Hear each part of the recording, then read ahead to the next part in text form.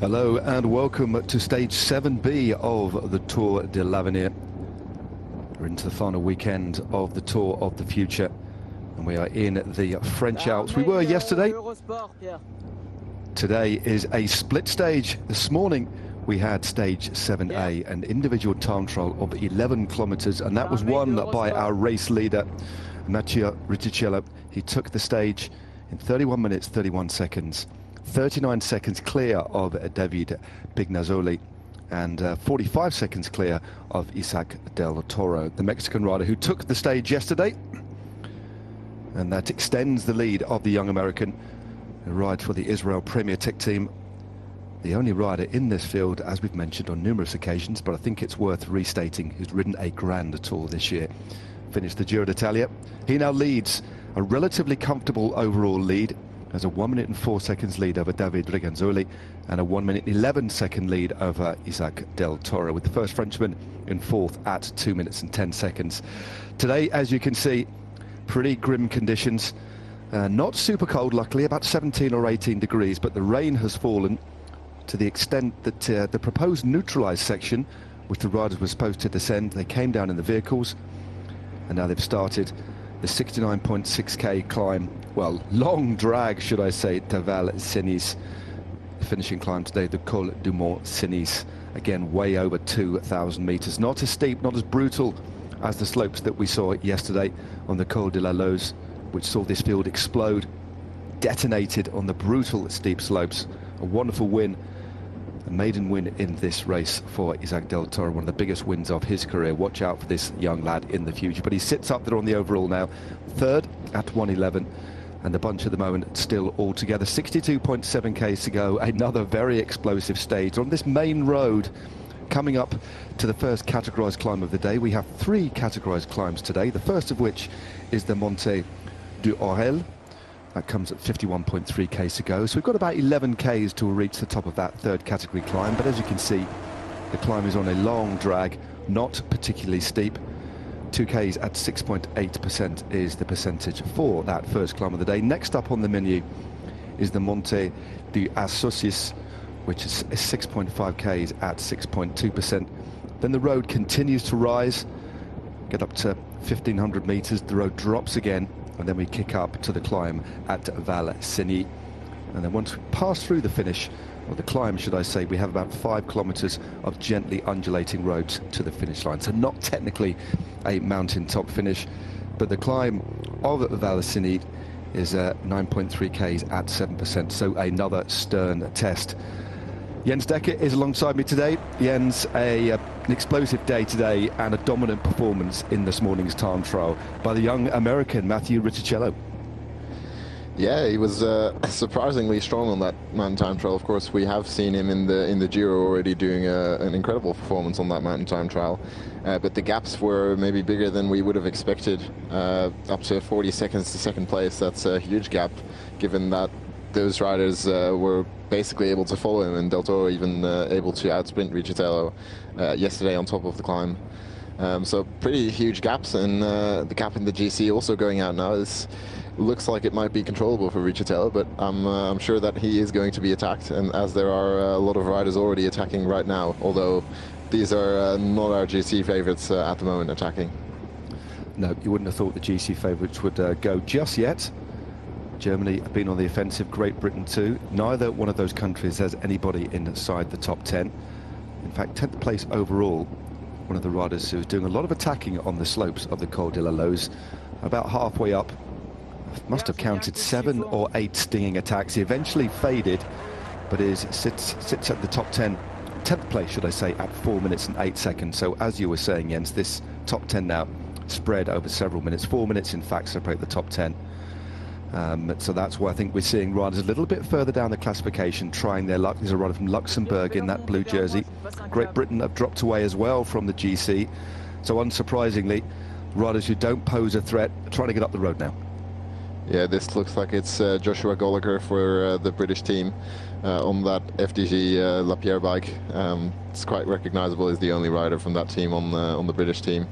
But there's a lot of riders trying to attack at the moment, and it's very hard to get up the road at this stage. The road's quite wide. Everyone has access to trying to get up the road if they want to, and that's just leading to so many riders trying to follow these moves that there's no separation whatsoever.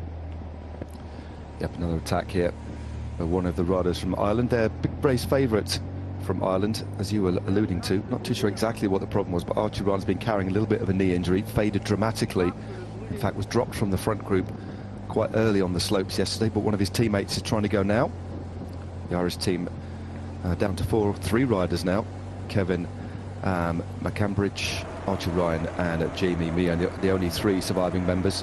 Thankfully, the roads look like they're slightly drying here. The rain was falling on the descent, looks a little bit clearer. We might see a little bit of cloud as we get a bit higher up. Pretty low down at the moment, but we've got a long drag ahead. Remember, we climb up to 2,096 meters, so completely different climbing today, though not quite as savagely steep as yesterday. More of a long grind today, Jens. Yeah, it's basically just all uphill. There are a couple of short descents in the middle, but it just keeps on rising. We've got the two categorized climbs, but off the first climb there is a descent that lasts about 1 kilometer, and the second climb is just sort of a false flat descent for a couple of kilometers before it starts rising again. It's not much more than just one long climb with varying gradients. So it's going to take a while before we reach the top of this. But yeah, it's 1,500 meters from the start to the finish in altitude gain. So over 70 kilometers, that's a pretty decent amount. Yeah, even looking at stages in the Grand Tours, don't quite remember seeing a stage quite like this. Discounting the neutral, it is primarily uphill all the way, save for this little ridge that we crest about midway through. We lose a little bit of elevation, then pick up again. As again, we see another rider trying to go clear. 60 k's to go, 9 k's to the top of the first categorized climb. And as the action continues, I think it's worth just casting our minds back to what's happened this week. It's been an interesting race, an exciting race, unpredictable at times, save for yesterday where the cream, the race favourites, really did rise to the top. At a different stage winner every single day, and multiple different leaders in the race, of course, pulling on the coveted Maillot Jaune. The opening stage up in Brittany back on Monday, or Sunday should I say, was taken by Anders Foldager. He moved into the jersey. The next day was taken by Canada's Riley Pickrell in a big bunch sprint. Mikhail Pomorski was the rider that moved into the jersey. There is the profile, and I think you know what I mean. Pretty much uphill all day, save for that little ridge where they lose a couple of 100 meters and then pick it all up again. So that's the profile that the riders face. Stage 3 saw the race finish in Vatin. That was a 25 kilometer Team Time trial taken up by Denmark, and Carl Fredrik Bevort moved into the yellow jersey. The following day, a fine solo win, clips off the front of the peloton with about 4 k's to go. On a hill finish, it was Fabio Christian. Moving into the jersey on that day was Simon Dolby of Denmark. The next day was taken a fine solo win by the Spaniard Ivan Romeo. Simon Dolby staying in the Maillot Jaune. And then yesterday, as we just mentioned, the Queen stage of the Tour de l'Avenir, the 59th edition of this race, was taken in superb style by Isaac Del Toro of Mexico. And we're reliably informed he's the second rider from Mexico to take a win in the Tour de l'Avenir. And it was Mathieu Riticella that moved into the jersey. And this morning, the 11k time trial was taken by the American, rubber stamping his authority on this race so far with 2 stages to go. So that's the situation this week. The sun is starting to shine, which certainly be a little bit welcome.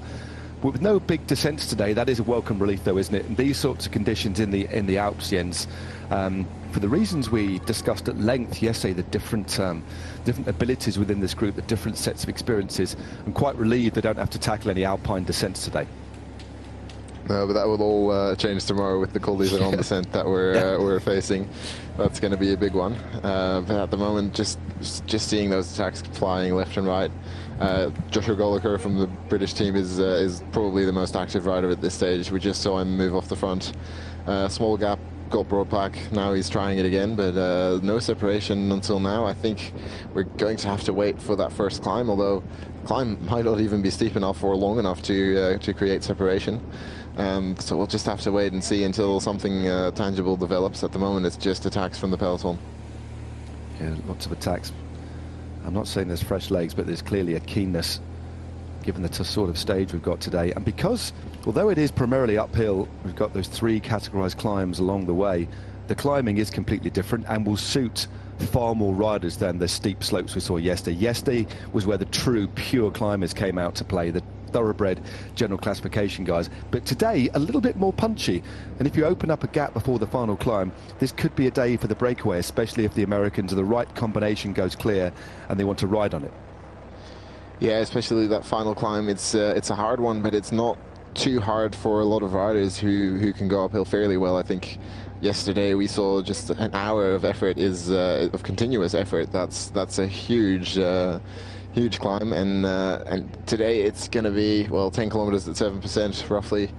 That's doable for more riders anyway. Maybe not for everyone, but definitely for a bigger segment of riders, because yesterday it was just about who had the legs and who went uphill fastest. Today there was a lot more room for different riders to shine, and that's probably why so many riders want to get up the road. But at the same time, by doing that, by continuously attacking and dragging that first attacking phase out, that means that there is less time to increase the gap, and therefore also less chance that they'll actually stay away. Exactly. Seen that more and more in modern racing, not just at the under-23 level, but the Tour de France, for example, the Giro d'Italia. Today we're going to see another Vuelta kick-off this evening. Of course, make sure you catch that on Eurosport, GCN Plus, Discovery Plus as well. But no, this momentum, and as you say, just ultimately gives less opportunity. And it's not uncommon now for in the biggest races in the world, even the races like the Tour of Flanders, the big classics, we saw traditionally early breaks go, but quite often it's taking 50, 60, 70 kilometers plus before the elastic snaps, and the gap never goes out too much, and it compresses again and we move into the final phase of racing, which ultimately gives a far more generally intense race altogether. Yeah, I don't think it's going to slow down today, not much anyway. Maybe the peloton will let a group go at some stage, but I don't think it's happening right now. This is Lars Kaps for the Belgian team moving off the front on his own at the moment, which is not going to be an ideal situation for him. It's a long way to go on his own. I think he would have hoped for a couple more riders, but who knows, someone might jump across him, although the riders trying to do that at the moment are just dragging the whole peloton along with them. At this point, I think it's going to be waiting until we hit that first climb and we go off this main road, see a couple hairpins, and it makes it just a lot easier to create some separation.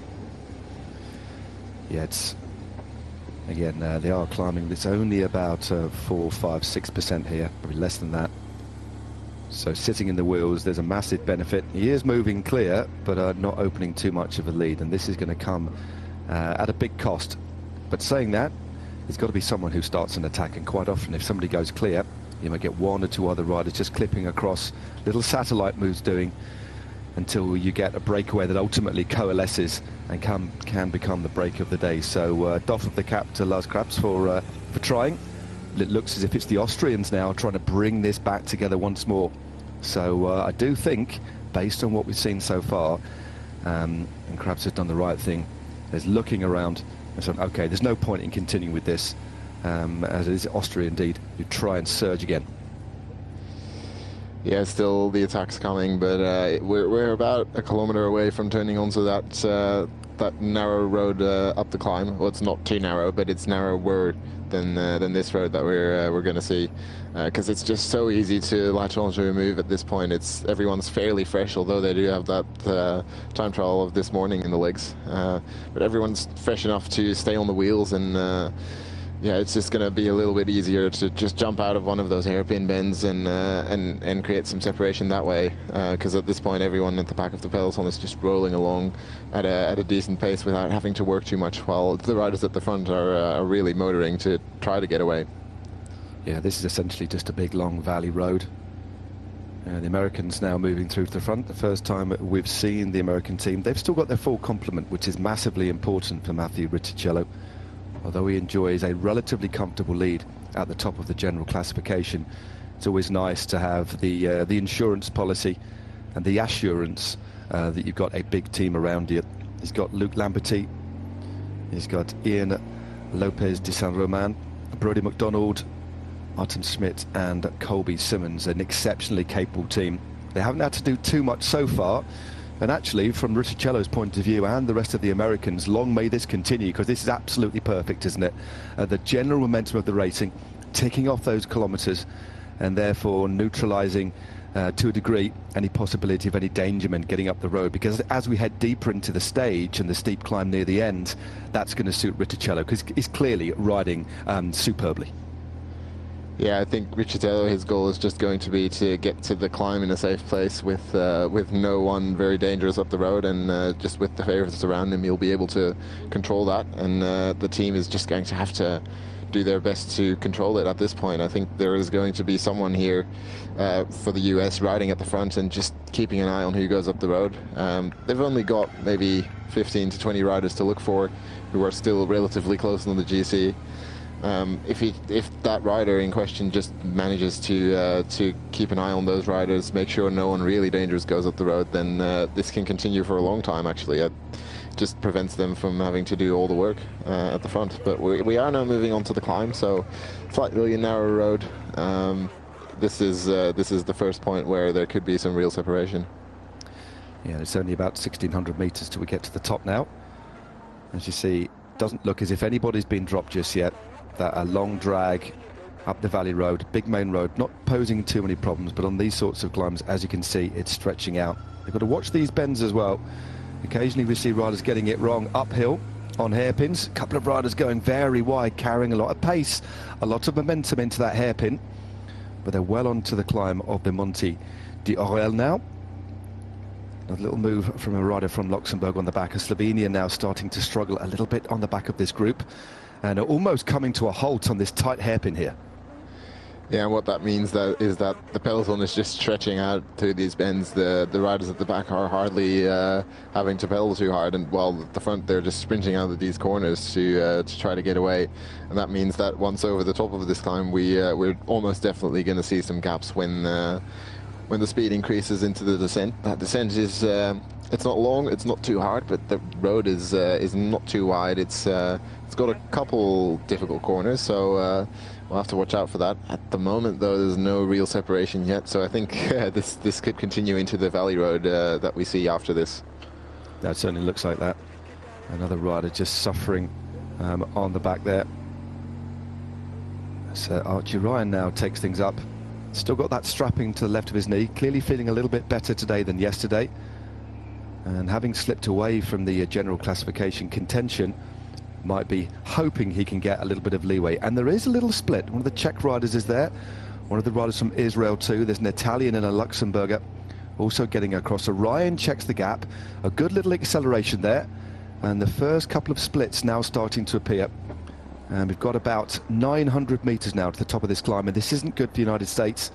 One of their riders starting to struggle in the wake of the tempo being set on the front there. That looked like, I couldn't quite tell that was. It wasn't Lamperty, was it? But, I think it might have been Artem Schmid, but that's really not a good sign, because he was riding with leg warmers, and that's always a telling sign that someone's not quite up to scratch on the day. It's not a great sign, because I think it's about 20 degrees in the valley there, so that's kind of weird. It's not great that he's already getting dropped now, but this move going off the front, first separation, but it's Alex Seyhat from Belgium trying to bring it back. We saw Archie Ryan there on the attack. He lost the GC yesterday, but it's understandable given the fact that he was off the bike for 5 months earlier this year with that knee injury. Only started training in May, I believe.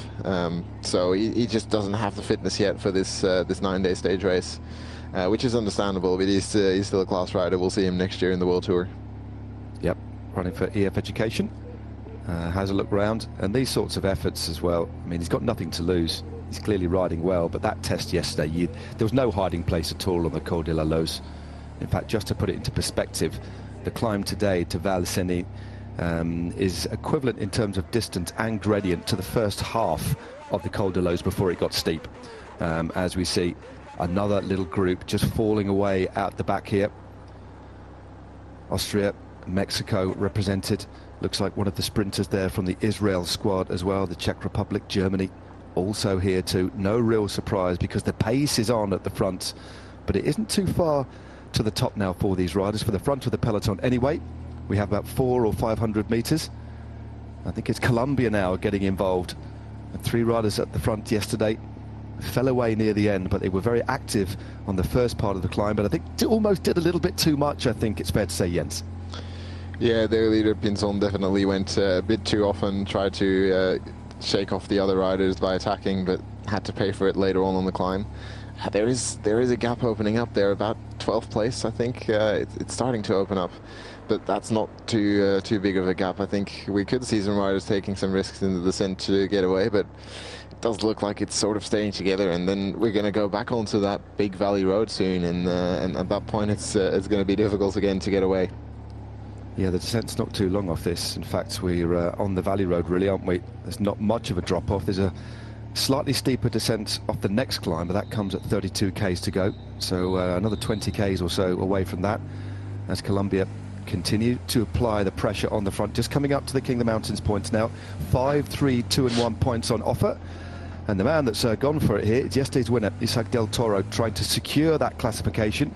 He takes a look round, potentially hoping that the sprint isn't contested. It'd be great to head back towards the front because there are points on offer for a very important intermediate classification.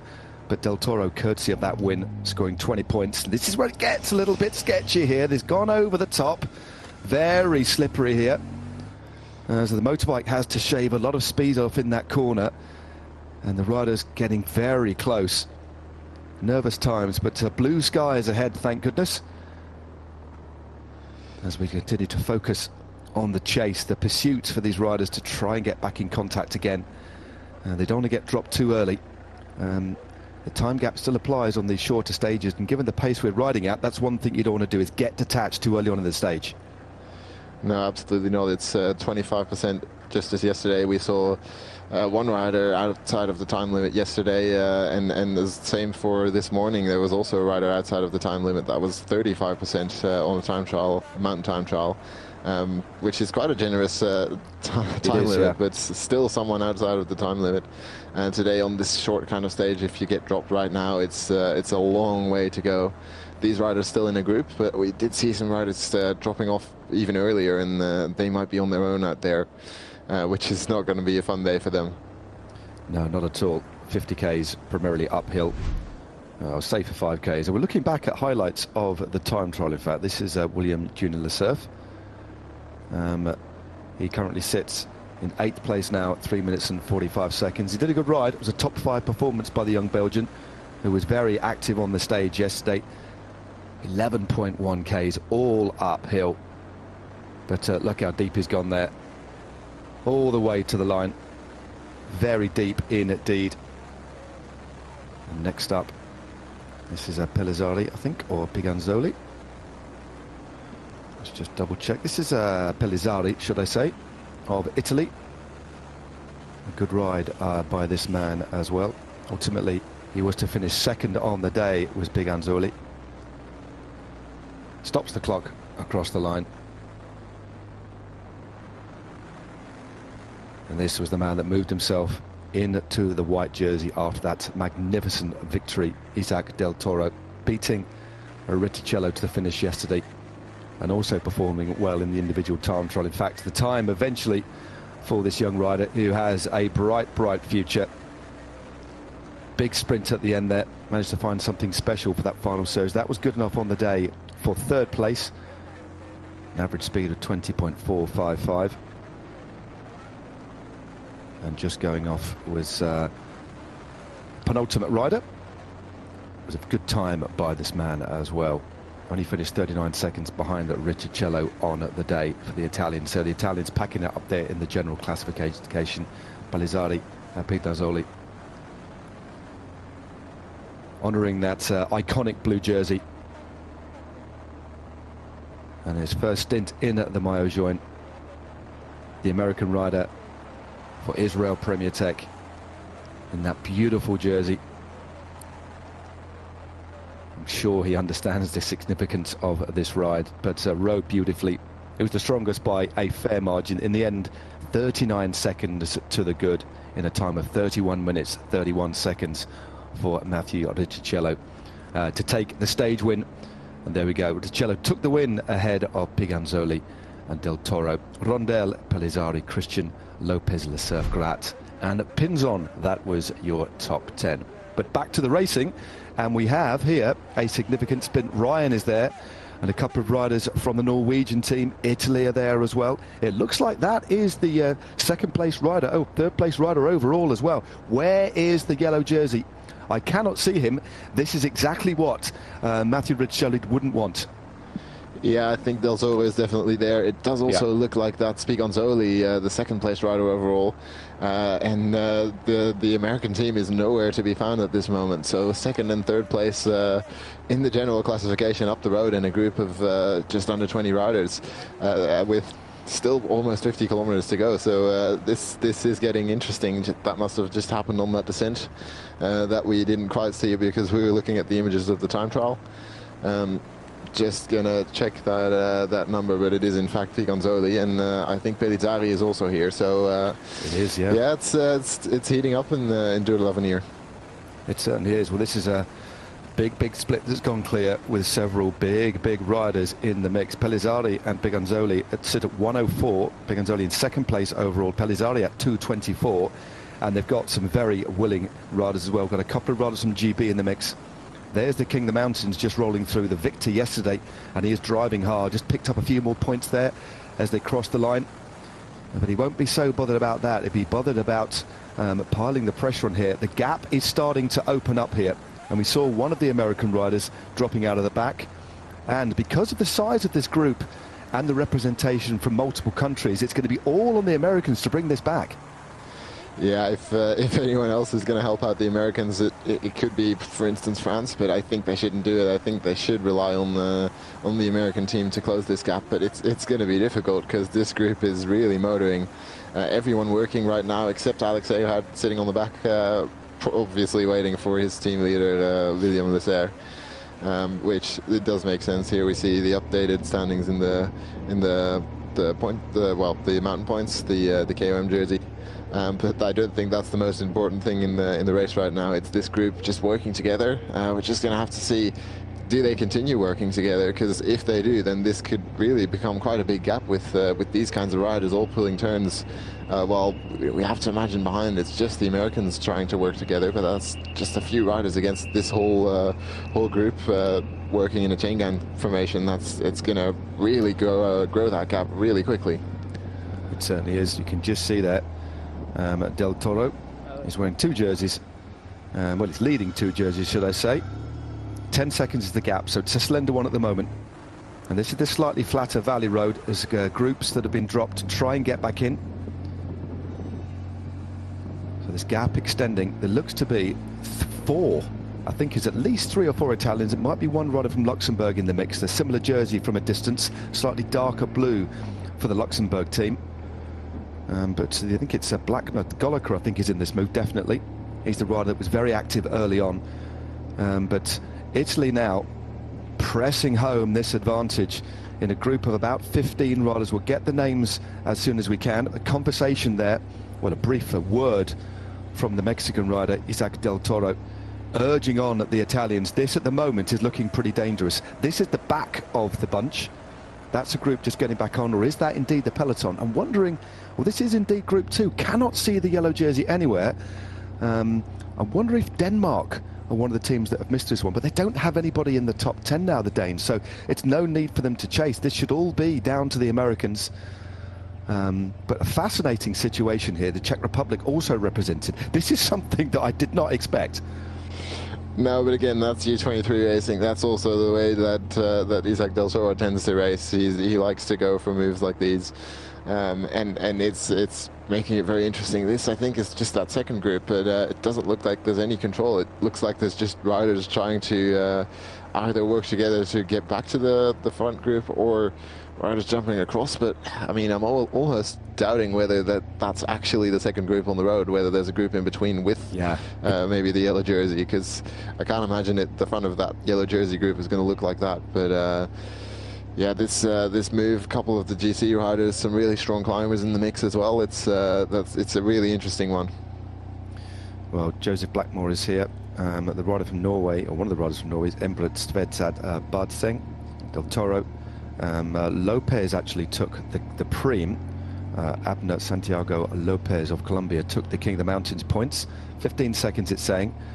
And if that was the group behind, I saw a couple of riders from Israel assisting with the pacemaking, and that does actually make sense. And that will be the link between the Israel Premier Tech Continental team and Israel Premier Tech. I think some riders in this sort of dangerous situation will call in favours, and occasionally those kind of things will come to pass. Israel have got nobody up there at all in the GC, but seemingly happy to assist with the pacemaking as the road starts to kick up again, and it's Italy and Great Britain causing a lot of damage here. And it's actually interesting because we were planning to just head along this valley road, but it looks like we've just turned up to another climb, and there were reports of well, falling rocks on one of the roads that we saw, and the stage was lengthened, so it does look like this might be just a brief interlude climb in the middle of the stage that wasn't on the original profile. Not sure whether that's beneficial for this group or whether it isn't, but the gap's big enough that I don't think anyone's going to be able to jump across on this climb. Yep, it's certainly good at the moment.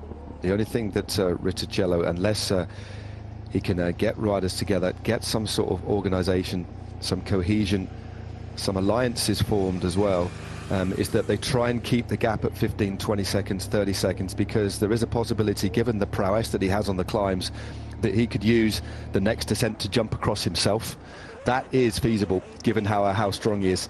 15 seconds, so Riccicello doesn't need to panic. It's not a good situation that he's missed such a big group with his main rivals in it, and there he is. This is indeed the group behind. It's saying the gap now, Jens, has come down to just 10 seconds. Yeah, I think those images we saw recently, that was just a group trying to get back to this group, which is in fact the second group on the road, the peloton, or rather what's left of it, because there's a pretty decent sized group moving off the front. 15 seconds, it seems a bit too little, given the fact that we haven't seen this the group in the background. There's one rider there, it seems, in between. I think that was Ryan. I think it's one rider got dropped on the bottom. Ryan is still in there. You can just see him at the back with the yellow helmet and the green jersey, but there was one rider who was distanced on the bottom of this climb. This gap doesn't appear to be fluctuating at all. I'm wondering if it's just gaps we're getting from the side of the road, so they are quite old. This is certainly the peloton behind. Mathieu Riccicello will be there. There's the group ahead. Just gone around that hairpin bend. There's the rider in between. So I think you're right, Jens. I think the gap is more 15 or 20 seconds as we continue to look at this group now. Lots of looking round, and Italy are the main protagonists here, and Great Britain as well. Luxembourg also in the mix, and a couple of riders now starting to sit back. But this certainly is a steeper ascent than what we've got in the original profile. Yeah, no, it definitely is. It's just these extra couple of kilometers slightly more uphill than we expected. That also means that there's going to be a descent coming up soon, and that's where this group actually got away. So that's not going to be beneficial for the peloton trying to come back. Here we're going to get a look at who's riding at the front of the group. Here is the yellow jersey, in fact, Mathieu Riccicello. He hopefully not too stressed at this point, but it's a stressful situation. And he doesn't look to have a lot of teammates around him either. No, I saw one. There's the French that are doing a little bit of riding as well. So because I didn't notice a French rider in the move. The best placed rider overall is Mathis Rondel. He's a fair bit down. Well, it's fourth actually, at 2 minutes and 10 seconds. So that will be where the allies lie. So France assisting with the pacemaking as well. I don't know if Germany have got a man in the move, but they haven't got anybody in the top 10. But there's the evidence. The French are indeed riding hard on the front, and this could save the race for Riccicello, although the gap isn't coming down yet. Just 50 minutes of racing, give or take, and 25 seconds is the lead, and Riccicello deciding to go alone. I thought that's what he might do as he launches himself clear to time trial, or try at least to time trial across the gap. I think this might be quite a good move. Yeah, it's going to be it's a risky one though, because if he doesn't get to this group at the top of the climb, he's just going to be in the valley in between with just a couple of riders on his wheel. So it must have been that he didn't have any riders to rely on. The French team also seemed to be losing riders quickly, and just thinking that he had to make this move himself, trying to get across. Rondel is in his wheel. There's another rider in his wheel. Some of the peloton seems to be following, but I think at this pace, with the group in front not going as fast as this group at this point, I think he's going to come across pretty quickly. But whether it's going to be in time, we'll have to see. He's got to make sure that after this sort of effort, and is going full deep here, this is an explosive effort. He's hardly sat down, out of the saddle, big gear, low cadence, high torque, pushing out some big numbers to try and shut this gap down. One of the riders just coming across the gap there, looked like that was Francesco Bussato, just latching on to the back of this group. A couple of French riders. I would say he is closing the gap, but the danger is at what cost. If he does manage to get back on, that's fertile ground for other riders to go straight over the top again, because at the moment he is exposed. I think he is bridging, but still not in sight yet. Well, there he is, in fact, just out of our sight though, so I think he might actually get across this move. It's a bold move, but I think it's possibly the right thing to do. Yeah, at this point he just has to commit and try to get across. It's a long way, and it's a really hard effort. The other rider's got away on the descent. He's going to have to close it on pure power. He's still not there. It's still 10 to 15 seconds there, but he's slowly making his way across. A couple riders in his wheel, but he has to do it before the top of this small climb. Not quite sure how long it is again, because the course has changed this today, just due to those landslide possibilities. And it's the Norwegians actually also banding together with the other riders to try and keep Riccitello behind. No, definitely. They're thinking about a possible stage when the Norwegians don't have anybody inside the top 10, but have probably looked behind, because there's a renewed sense of vigour, a renewed sense of urgency, because they'll be fully aware just by glancing behind them of what the situation is. Riccitello has a group with him. One or two of the French riders appear to be giving him a little bit of assistance, including Matthias Rondel. Remember, he sits in 4th place overall. It's risking losing that place. Meanwhile, the lead group are just dropping down the other side, and I'd estimate the gap to be to the group containing Riccitello about 15 or 20 seconds. Oh, hold on to your hats here. This wet and dry surface often wreaks havoc. A couple of loose stones on the side of the road there as well. Dangerous times here at the Tour de l'Avenir. Riccitello trying to force his way across to this move. This is an exciting race, Jens. Yeah, I think this is the mountain biker Joseph Blackmore forcing it on the descent, and that's not someone you want to follow if you're scared on the descents, because he will be able to go downhill really quickly. And it's not a nice descent. It's patchwork of asphalt and mended bits of asphalt. Narrow roads, you can't really see through the corners, so yeah, it's a risky one, especially given the fact that Riccitello is going to have to make his way across on this descent. He's going to have to take some risks, or he's risking losing out on this jersey. He certainly is. It's not what he wants. I think he's a pretty decent descender, but as you say, Blackmore, an exceptionally gifted mountain biker, rode the World Championships so recently, and is one of 2 British riders. There's the composition of the break. I'll go through the break for you now. Giulio Pellizzari, David Piganzoli and Alessandro Pillarello are the 3 Italians in the mix. 2 riders from Great Britain, we've already mentioned, Josh Golica and Joseph Blackmore. Karel Kamdra is there from the Czech Republic. Alex Segard of Belgium in the mix. Mats Wenzel of Luxembourg. We've got Elikoit Isparen from Spain. Johannes Kulset and Emre Tvestad Barseng of Norway. Isaac Del Toro is also there for Mexico as they continue to whiz down this descent at a real pace. Archie Ryan is there for Ireland, and Abner Santiago Umba Lopez of Colombia. They are the riders in the move, and the pace here by Blackmore is splitting this group, and it's going to be making it very hard for Riccitello to get on here. Yeah, this is not the kind of pace that Riccitello is just going to easily slot onto the back of this group. It's that gap's definitely not going to come down, certainly towards the front of this group. And we're seeing riders all over the road at this point at the back of the peloton. It's chaos on the road, and well, that's what we really hoped for. I think this is sort of the best case scenario for us, the viewers. Maybe not the best case scenario for anyone who isn't very comfortable descending in the wet. Yep. I'm not too sure if this is the last rider in the lead group or the last rider in the peloton. But the one thing that this could actually do, although it looks like he, I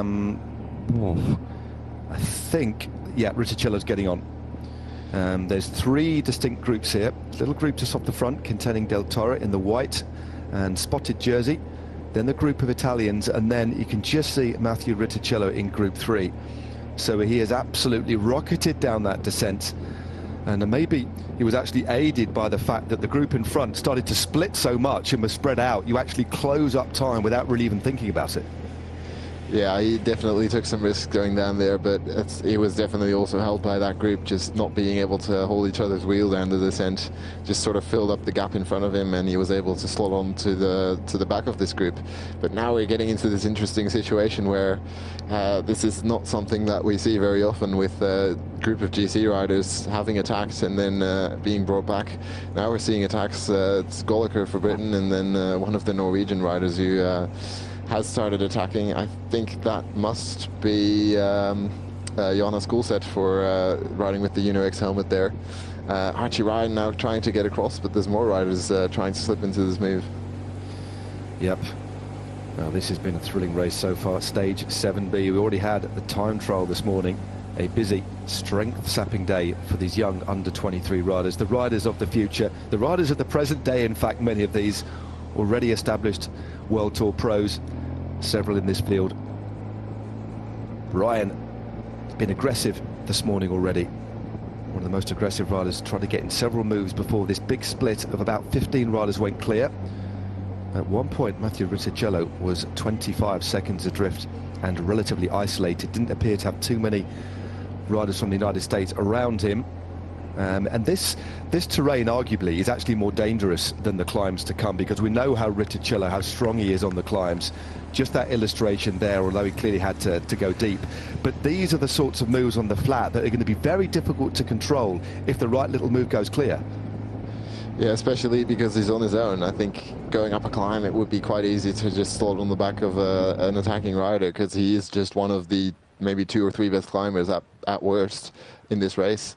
But in this group, I don't think he's got any teammates at this point, and it's a pretty decently sized group. If one of the GC riders attacks now, he's in huge trouble, because he will have to close it himself, or he's going to have to just be lucky enough that someone else closes it for him. But that's probably not going to happen if there's any serious gap. So really, really nervous times for Riticello. He's just going to have to hope to survive this bit of valley before they get onto the next climb. It doesn't take too long before they go onto the Montée d'Ossois. But he's still going to have to survive it. The pace is really high, so that is probably an advantage for him. But it's just going to be very difficult for him at the moment. Oh, nearly an hour of racing, and I tell you what, it appears to have gone by in almost the blink of an eye. It really has been fascinating. It's been a brilliant week of racing so far. We've still got one more stage to go tomorrow, another big challenging day in the Alps. Of course, in this beautiful area, in the Haute-Maurienne region of the French Alps, not too far away from the Italian border. And we do climb up to the top of Valseny, and there's a beautiful lake there which freezes in the winter, and there's ice skating on it. It is absolutely stunning. That's a long way off yet. I'm still relatively low down. We've gained a little bit of altitude. The next high point on the menu, as Jens was just talking about, is the Montée d'Ossois. That tops out at 1,460 meters. And then the day just continues on. It is one long grind with 1 or 2 small descents before the big haul up to the Col de Montcenis. And over the top, that could be interesting as well. It isn't technically a mountaintop finish today. We have 5 kilometers of just gently undulating terrain to the finish at Valseny, the ski station itself, or the ski resort, should I say. So it isn't a mountaintop finish. Opportunities over the top. And it's the flatter terrain, I think, that could prove difficult, although Riticello does have that decent advantage. 4 minutes over the 10th place rider and just over a minute over the 2nd place rider. But right now, as you were saying, Jens, he is relatively isolated, and the thing that he's going to have to rely on, as well as good legs himself, is these combinations going, but other riders constantly missing out and hopefully bringing them back for him. So other riders protecting their own interests inside the top 10 is what he could actually hang on to the coattails as well and play a little bit of brinkmanship there. Yeah, and I think until now he's been lucky that no GC riders have tried to slip in this kind of move. I think this looks like Goliker again. It must be the 10th time that he's tried to make a move. I think the Luxembourg rider is Mats Wenzel. and then there's the Swiss rider in there as well. So no threat on the overall. So that's lucky for him, and we're actually starting that climb now. So that's definitely going to be a good sign for him. 6.5 kilometers, 6%. That's yeah, he's going to be happy about the climbing, because that's his kind of terrain. He's happy to be on the climb, I think. As we saw, Jan Christen, that's a rider who is up there on the overall. He seems to have dropped off the back of the main group of favourites. It's not really even a peloton anymore. Yeah, Jan Christen sits in 6th place overall. That's 3 minutes and 8 seconds. It's quite densely packed, like 6th, 7th, 8th, 9th, 10th, just a minute between them. As we look at the group, Anders Foldager there, still in that green jersey, still has a 3 or 4 point lead in the Maillot Epoin. And this is a group just getting back in contact. And there is the man, Jan Christen, as I said, 3 minutes and 7 seconds down on the GC. Also with him there, the Austrian champion Alexander Hayek. Archie Ryan just sat out of the saddle, just at the back of this group. And there is yesterday's stage winner, sitting in 3rd place overall, leading both the best young riders classification and also the King of the Mountains. Picked up a couple more points earlier on. And the next climb he'll be interested in as well. I don't think he'll want to invest too much, but I'm sure he might want to snaffle some points if they don't come at too much of a cost. There's 10, 9, 8, 7, 6, 5 points on offer at this next climb, and then up the Col de Monsigny itself. As it looks like the Swiss rider here is having a bit of a tough day. Yeah, and with him as well, Fernando Tejero, the 7th place rider on the GC. So 2 riders from inside the top 10 losing contact on those early moves, and I think they'll not be too happy with how the day has turned out until now. But we're not even halfway into the stage, I think, or just sort of coming up to the halfway point at the top of this climb.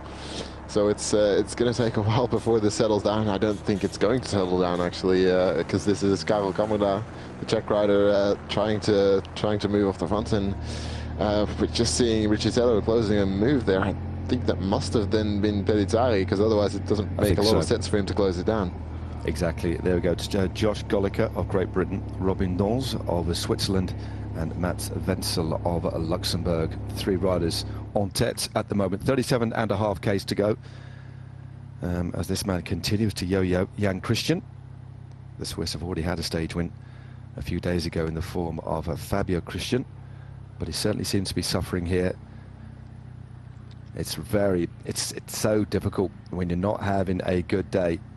When the pace increases, you get dropped, but it looks like he might get back in contact here as the road starts to ease just a little bit. Quite a long climb, this one, or relatively speaking, 6.2 or 6.5 Ks, should I say, at 6.2%. But the kilometres ever so slightly out now because of that little detour. I think it did add actually 3 Ks on to the day today. A little free climb that did split the field. But thankfully for Mathieu Ricciutello, he is now safely in the clutches of the peloton. But I haven't seen, and correct me if I'm wrong, Jens, I haven't seen a teammate in there for him. And that is the thing that's quite nervous. So he's going to have to rely on other squads to do the pacemaking. And that is what's happening right now. Yeah, I don't think there's any American teammates in there, but the Belgian team seems to have just taken over the pacemaking. It's Kops at the front, Segaard's still in there, and that's all working for Leclerc, who's their team leader. He's still up there in the general classification. So Del Toro again at the pack. We saw it yesterday. I thought he was suffering, but turned out that he definitely wasn't suffering. So I think we shouldn't be fooled too much by that. Well, I'm sure he'd like to go for another stage win. He rode really smart yesterday, didn't he? Didn't get involved in a lot of the attacking. I didn't see him shut down one move. Edgar Pinzon, the Colombian, was the most active on the Col de la Loze yesterday, at least until around 2/3 up, and then he capitulated. It was indeed Ricciutello who accelerated, drawing Del Toro clear. In fact, going clear on his own at one point. But again, Del Toro forced Biganzoli to shut the gap on that occasion. So as a wily character for a 19-year-old, from what I've seen so far, he's smart as well, isn't he? And that's the sort of combination that forms a potent force as a bike racer. Smart, strong, Get those two together and you're going to win a lot of bike races. So he measured his effort perfectly yesterday.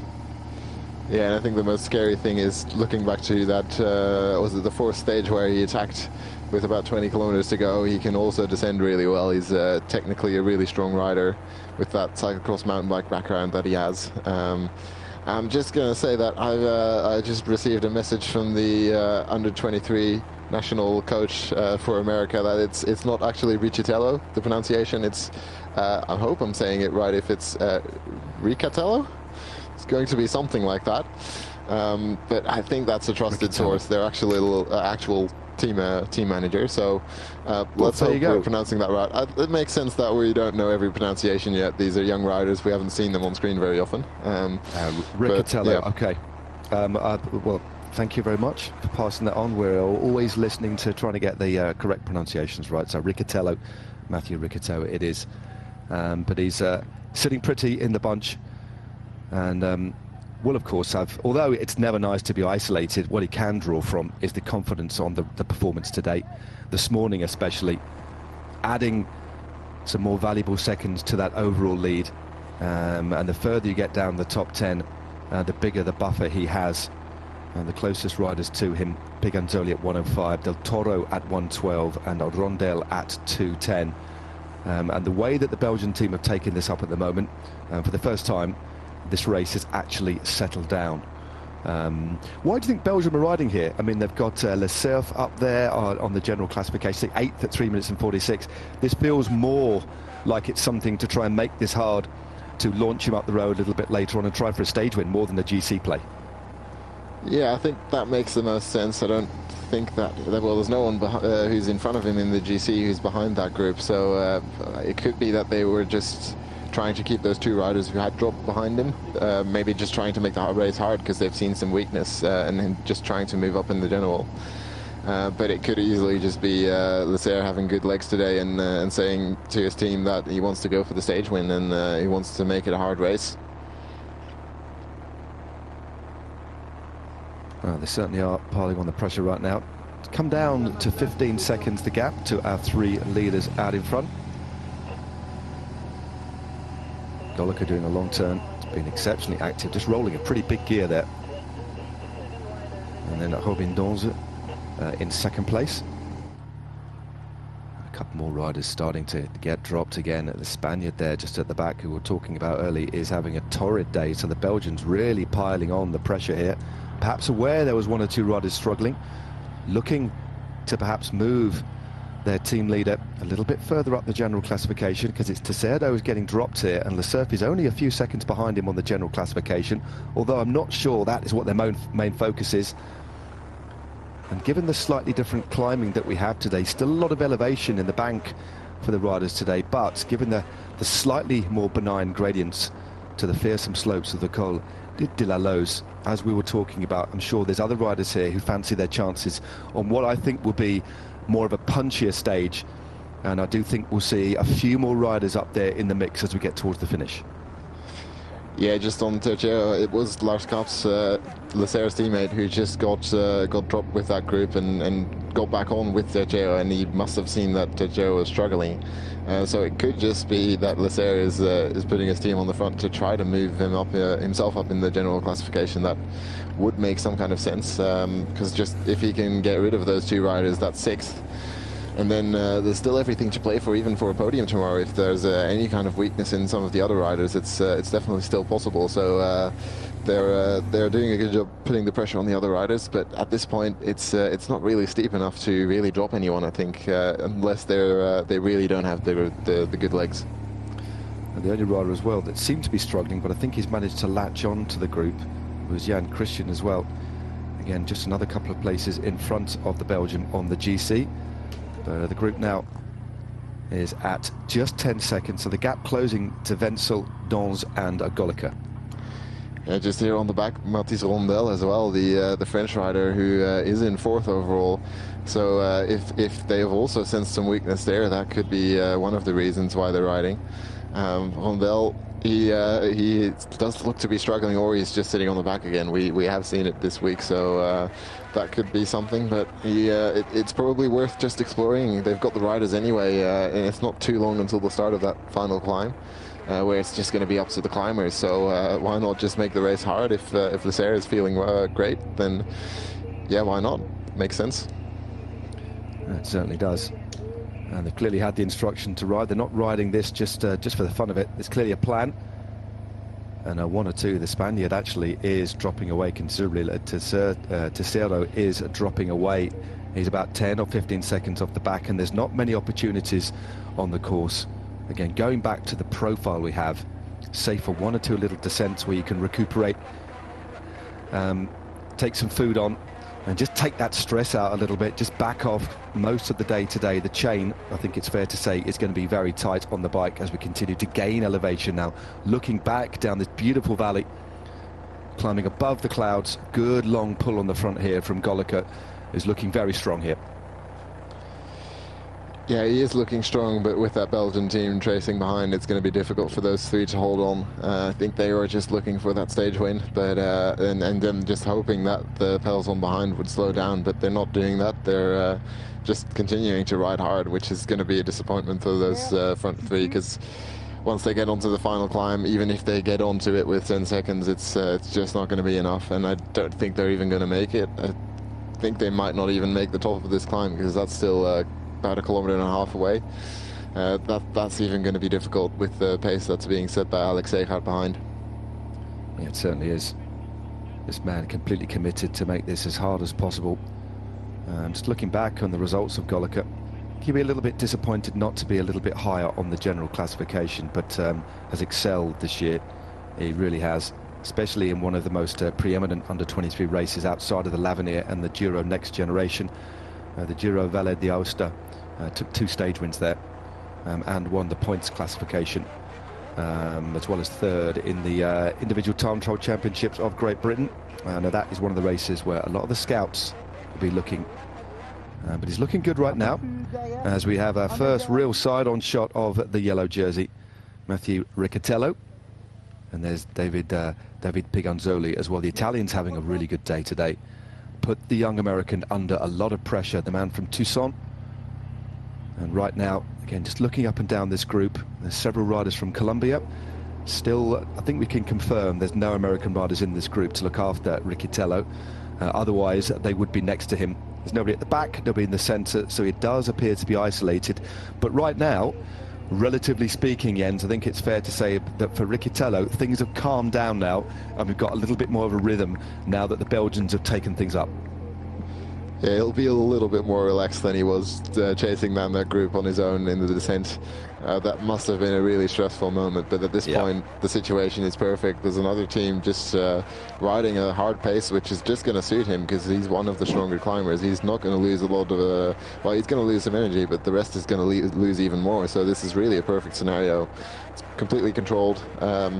He's not having to rely on his own team because they're not there, but there's another team just to fill that gap, and you know, it could have been, if there was no control, that the GC riders would just keep attacking him up this climb, but he's it's settled down, and he's in luck, I think, today, as Goliker tries to go for those mountain points maybe, or just thinks that the tempo is not high enough with the other 2 riders with him. Yeah, I think he just ridden them off his wheel. The shot we had before that one, there was a slight gap opening up. There's no big sharp acceleration from Goliker. I just don't think the 2 riders that are with him, Robin Dons, could actually hold on the wheel. I think he's just going that little bit quicker, maybe feeling the pressure of the Belgians behind as well, because this race has not let up from kilometre 0. Once the flag dropped, it has been full throttle racing. Took several Ks for the first breakaway to go clear, and that went clear on the slopes of the Monte d'Oel. But now Goliker absolutely flying on this false flat here. 15 seconds it's saying. You can just see the bunch in the distance, but he's completely and utterly dropped the 2 riders that he was with. We're looking at the, that was the Tercero, who has been dropped from this group, and still Belgium driving hard here. This is a big, long tempo being set here. Yeah, Goliker is going really fast, but Seyhard is just matching that pace. It's still 15 seconds. And at this stage, we see that the pace is going up. Road flattens out here, and it's just going to be such a big benefit to sit in the wheels right now. With someone like Teixeira just being dropped, he's going to really suffer on this this kind of section. He's going to lose a lot of time this way. I'm just looking at getting information as well that the composition of this lead group, which must be approximately 25 riders, Mathis Rondel of France doesn't have any teammates either. Goliker went straight to the back of the motorbike there, no doubt trying to get a little bit of added slipstream. A big smile there from the British rider, clearly feeling good today as we pass through the feed zone. And then up ahead, great to see these views. Maybe not so for the riders, just a reminder of what lays ahead. Thankfully, the rain to a degree has relented somewhat. There's a couple of the riders that were just clear. There's a Dons just been caught by the Belgian team, still leading. Italy not too far away. And again, another good day by Anders Foldager as well of Denmark in that green jersey. One of a couple of green jerseys in this group. Archie Ryan, of course, at the back there from Ireland. But 15 seconds it is now for Josh Goliker on this long straight road. But thank goodness we can see blue sky ahead. Yeah, that must be a welcome sign for the riders. They've had to deal with some rain this morning, and this afternoon it didn't look too great at the start either. But now it's starting to look a little bit better. We're even seeing some shadows on the road, so yeah, it's going to be a welcome change from this morning, although the riders have had too many hot temperatures this week already, I think. So probably this slightly cooler temperature won't be too bad, but yeah, it's still always, for most people anyway, it's better to ride in the sun than in the rain. No, definitely. So Goliker continues to ride hard on the front here. His lead has come down to 10 seconds only. He's just going through the King of the Mountains points, so a couple more points in the bag, or some points in the bag there, 10 points in fact, for the British rider who rides for the Groupama FDJ Continental team, one of the most successful Conti teams in terms of taking riders to the next level at World Tour. When you look over the past 5 or 6 years, I think it's 20 or 25 riders, give or take, that have moved on to World Tour status, and one of the most respected and successful feeder teams out there. A lot of young British riders have come through their ranks as well. And this man, I'm sure, has a very bright future and looking good today. Continues to roll the slightly bigger gear. Interesting looking at the techniques of riders, how some just push that slightly bigger gear. Others like to really keep on top of that higher cadence. But again, some riders just adapt differently, don't they? And it always fascinates me that we think there's this ultimate cadence around 90, give or take, where there are some riders who push that gear, make it look so effortless, but to become accustomed to that biomechanics, efficiency. Sometimes the bigger gear, you can actually lower the heart rate. But that whole science behind pedaling dynamics I find absolutely fascinating.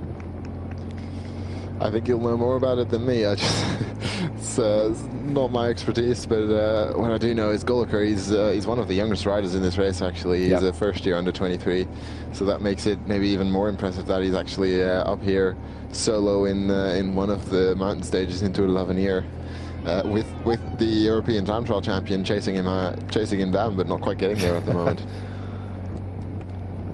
He's on the hoods here. There's a small descent off the top of this climb, then it picks up again, so not much of an opportunity to back off the pressure. But as you can see, although it is a descent, it is one of those sorts of descents that you have to keep on riding. It's only about 5 or 6% downhill. Archie Ryan, last man in the group. Can give you the composition of the group as Goliker takes a glance around. See the group behind, and that's I think that might even be under 10 seconds. I don't think his tenure at the front is going to last much longer, and he might be minded to actually just back off a little bit here as well, because he's not going anywhere right now. He's clearly got good legs here. He needs to make a decision here, doesn't he? Because clearly the Belgians are keen to pull this back, or maybe not. Maybe they don't see Goliker as a threat at all, He sits 19th on the general classification, but right now the Belgians are just riding their own race, and unfortunately Goliker is part of that collateral damage right now. Yeah, I think Goliker's just unlucky with the stage and how it looks. 70 kilometers too short really for a breakaway to go. He tried really hard to get up the road, but it's just too much pace in the peloton behind, especially with the Belgians trying to drop Tercero and maybe even drop Kisten, who has shown some weakness. They're just riding for that general classification, and the fact that Goliker is out there probably doesn't really matter to them. He's just sort of, well, he's not even in the way, but he is probably going to get caught at this stage. Yeah, it certainly looks like it.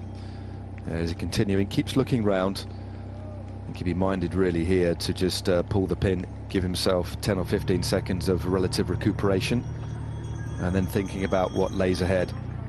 This next section just drags on for quite a long time, and then it gets a little bit steeper. So there's no more categorized climbs until 5Ks to go. But saying that, there is still a lot of uphill. So lots of climbing before we hit the top of the final climb, which comes with 5Ks to go. And the final climb is nearly 10Ks long. Pretty even gradient all the way up. 7% average. As Goliker, for the first time in a while, is given the luxury of being able to freewheel. And it's looking good. Always need to be a little bit mindful on descent, where you can see is this patchwork road surface, but there's still a lot of runoff. You can bank your bike into the corner on the dry, and then on the exit to the corner, which you can't see, the bike's banked over too much and you hit some wet. So you need to apply a little bit of caution on a descent like this, and good to see the pennant marshals just slowing these riders down, or at least giving them the opportunity to slow down because the bends up ahead. But Goliker has pulled out a little bit more of a lead here as the road just kicks up ever so slightly. Although saying that, it looks like they're nearly on him. Yeah, it's going to be difficult for him. They're still on this sort of plateau section. It's not the real descent yet, but we're not really going to see a proper descent. It's sort of again, as you said, those 4 or 5%.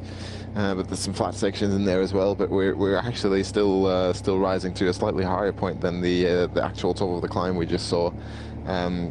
Just gonna see about 2 kilometers still to go, and then we will really go downhill. But it will be quite difficult for Goliker to even make it there at this point, because it's just going to go too fast in the peloton with Segaert and Kops working together to, yeah, well, probably to keep Tercero behind and to put the pressure on the other GC riders. Yeah, it's certainly helping out Riccitello, that's for sure. Goliker still hasn't been caught. I'm just going to go through the names of the group containing our Maillot Jaune, Mathieu Riccitello, and the rest. So we have from Italy, Giulio Belisario, David Piganzoli, Alessandro Pinarello. For Great Britain, we have Joseph Blackmore, and also the man in front, who is about to be caught as we get confirmation of the second category climb of the Monte di Assois. Goliker taking the points there. Denmark have Anders Foldager and Simon Dolby. Simon Dolby, a former yellow jersey wearer of this race, as indeed was Anders Foldager, of course. Mathis Rondel is the only rider from France. Garud Camara is there from the Czech Republic. Alex Segaert, Lars Krabs and William Junior Le Cerf are there for Belgium. Jan Christian and Robin Dons are there for Switzerland. Tijmen Glad is there for the Netherlands. Mats Wenzel of Luxembourg. Inequans Esparen, the only representative from Spain. Embret Zvestad Barseng is there from Norway. Isaac Del Toro and Jose Ramon Muns Vasquez are there for Mexico. Archie Ryan from Ireland, we saw him at the back. Alexander Hayek of Austria. And then we've got Dario Gomez Becerra and Abner Santiago Umba Lopez and Fernando Diego Pescador Castro of Colombia. So that is the composition of the group out in front. And it doesn't look like they're going to be joined by anybody else, given the tempo that's being set right now. The stage winner is going to come up from this group, as Goliker's time at the front is about to be snuffed out. He hasn't given up, has he? He's continued to persist, despite the best efforts of the Belgians behind, certainly putting them under pressure. I don't know whether that was the best thing to do or not. Only time will tell. But clearly Goliker's got good legs. But my advice to him would be now just to sit in, recuperate, and see what can happen a little bit later on. Yeah, I'm not sure today is going to be the day for Goliker. I think at this point he's going to have spent so much energy trying to get up the road, and it hasn't worked out for him. He's going to struggle on that final climb. I think he's just joking around with the Belgian riders. I think they both understand the tactical situation there. But yeah, for him it might be best to just, you know, ride off this day and look for tomorrow, because there's still a big stage coming up, and he's clearly got some good legs, but the overall is not going to be his thing this week, given the fact he's already lost quite a lot of time. But tomorrow there's still a stage win up for grabs, and if he can get into that breakaway tomorrow, if there is a breakaway, then he's probably one of the best climbers who might be able to get in there. So yeah, but I mean, the other thing is just try to hold on today and see where you can get in the result. But that's not the most energy efficient way to win a stage, if that's still a goal. Exactly.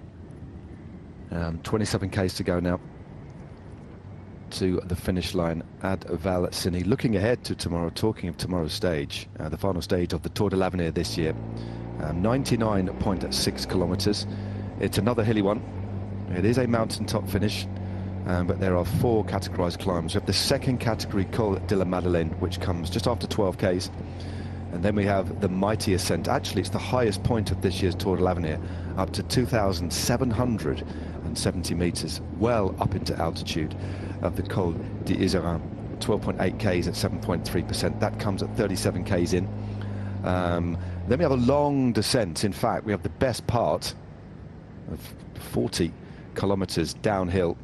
And then we kick up to the Monte du Villaret, 8.6 Ks at 5.8%, down again, and then up the final climb to Sainte-Foy-d'Arentez, finished at the top of a first category ascent. So a first and all category and 2 second category climbs will finish off tomorrow's stage. But it's that big descent with the weather that we're talking about, possibly tomorrow, inclement conditions, and the lofty heights of the Col d'Iseran. And look, I'm looking at that descent now. It is a very, very long descent indeed. The descent could prove to be more problematic than the ascent, quite probably. I mean, it's a really hard climb, but that descent at the probable temperatures of around 7 or 8 degrees in the rain, that's going to be an issue for some riders, because it's such a long period of time where you're barely pedaling, you're not able to keep your body warm, and yeah, there's very few rain jackets that can protect against a 40-kilometer descent, and the wind chill factor that comes into it.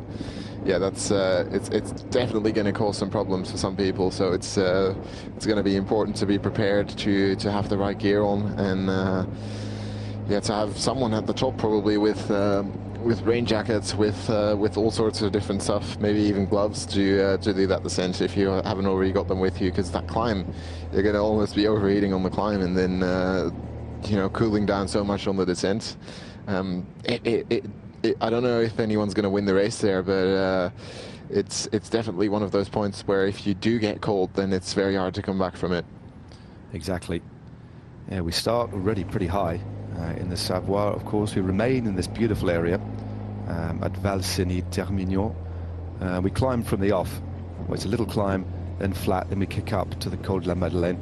And we start at 1,200 meters, and then we end up at 2,770. And then we lose all that elevation, or most of that elevation, before picking up again to 1,500 meters. So it's a day of up and downs. What you're looking at is today's stage, of course. There's the finish, top right of your screen, Valseny. The ski station, the ski resort just at the top. It's Valseny itself is made up of 4 or 5 smaller villages. It is absolutely stunning. Pop online, look at some of the pictures, and in the next 45 minutes or so you'll be able to see for yourselves this beautiful lake at the top. It is absolutely stunning, not too far away from the border of Italy, and one of the quieter ski resorts out there as well, because the road itself is pretty remote. It's frequented by a lot of Italians, and the French and Germans come here, but apparently it's a lovely place to ski, because there are never too many queues for the ski lifts, because it is such a remote place, relatively speaking. Anyway, 51 k's an hour plus on this false flat downhill. 23.4 k's to go as they continue to lose a little bit of elevation, and shortly and they'll be kicking up, going through Solière at the moment. I must admit, the profile that I have at the moment doesn't really show this sort of descent. It's again, the scale of the profile pretty wreaking havoc with the micro level of ebb and flow, these little peaks and troughs we get, but the sun properly out now, and that frequency of light beautifully high. And Belgium still, well, they've not missed a beat here, have they? They've got one thing on their mind, and clearly it's putting Le Cerf in a good place. Well, there's a lot of pressure on the young man's shoulders here, because they've ridden the best part of a third of this race now, steamrolled over any attempts at getting a breakaway, and are continuing with this effort. So it's sacrificial riding here by both Alex Segard and Lars Krabs. Yeah, this is one of those interesting moments. Just the group, it's not even a peloton anymore, the group really stretched out due to that descent, gaps between the riders, and he, Kops on the front, just continues to ride, and he stretches out the peloton even more until the point that there are just gaps in between these riders, and everyone who's right at the back there caught out, gaps opening up, and now with Segard on the front, it's going to take a huge effort to come across those gaps. Riccitello definitely in that group. The Italians seem to be there as well, but there's a few riders caught out by the pace on the flat here in this valley road. Yeah, they're absolutely motoring here. You can see how hard it was for the riders just to get back in the wheels. They're absolutely motoring. Any little bit of wind that blows, it's quite exposed here. There's only a light wind blowing today, about 6 or 7 kilometers an hour, so I shouldn't play too much. But it has sewn back together now, but a stressful moment there. Some unnecessary energy expended sewing together those gaps, but Riccitello not making any mistakes. Still a fair way back though. Still sat about 10th or 15th place. But I guess if you drop back a little bit further, because you haven't really got any teammates, you can then get sight of the riders in front of you, because he is going to have to respond at times now in the next, maybe not in the next 5 or 10 Ks, but in the closing kilometers of this race, especially over the top of the climb, he is going to come under attack. So not surprisingly, he's dropped back to a little bit, so we can get sight of the riders that potentially pose the biggest threat to him. Yeah, and I think also on the flat, maybe it's not the case on the descent, but just on the flat here, it does make a difference if you're in 3rd place or if you're in 15th place, just in terms of the aerodynamic advantage of sitting on the wheel.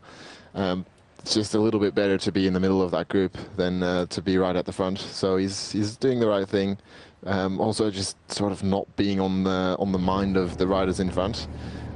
This race situation is perfect for him, and he shouldn't really do anything to disturb that situation, because in a situation that he is in with no teammates around him, then this controlled kind of riding is perfect, because he's not having to make any efforts. He's just in a good place, getting brought to the bottom of that final climb where he can just do his thing, because that's where he's best. Yeah, Segard's doing a cracking job at the moment. Took the first stage of the Giro Next Generation as well, 2nd in the Under-23 Road Championships time trial, and of course rides at the well, the 2nd highest level. Again, Lotto Destiny at the moment, of course, aren't a World Tour team, but again, but everything but name, they're a World Tour setup, but a UCI Pro team, so a good program, and he's able just to sit on the front, metronomic-like, and just pull this group along as the road now kicks up a little bit more. This is this uncategorized climb, which lasts for about 7 or 8 Ks.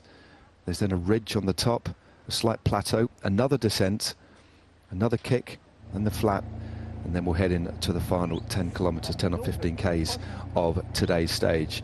And the pace that's being set, it's not only hard, but it's deterring any attacks at all. So right now, again, we have to look at the overall situation. This is totally ideal for Riccitello right now. Yeah, I think he couldn't have. Well, I mean, the better situation would obviously be with his teammates around him. But yeah, given the fact that the teammates aren't there, this is the best situation he could have asked for. But just noticing a couple slightly weird things in that in the situation right now. We've seen one of the Spanish riders, Alsparen, who is still in this group, while Terceo, who's in the top 10 on GC, is not in the group anymore. So it's interesting to see that he hasn't dropped back at all to help his team leader. Maybe some inter-team rivalry going on there. And the other thing I noticed was in the list of riders that we saw, the 3 Colombians, but no Pinzon. Their best placed rider overall is not listed in that group, I think. So either that's an oversight, or the Colombian team has just decided to sit in that group without their leader. Yep, interesting stuff. Is that Goliker again? Does look like it. Yeah. No, he has been caught. Is he going again here? Well, it certainly looks like it. These aren't repeat pictures from earlier on. Goliker is trying again to go clear. Wow. And this is this uncategorized climb. I mean, looking at what's already come, Jens, the Monte d'Oil and the Monte d'Ossoir. This climb actually looks harder, the middle of the profile, but it hasn't been categorized. It's just very interesting the way they categorize some of these climbs. This is one of the harder ascents of the day, save for the final climb. Yeah, it's steeper, but it's definitely shorter than the other two, so I think that's probably the reason they haven't given it a categorization.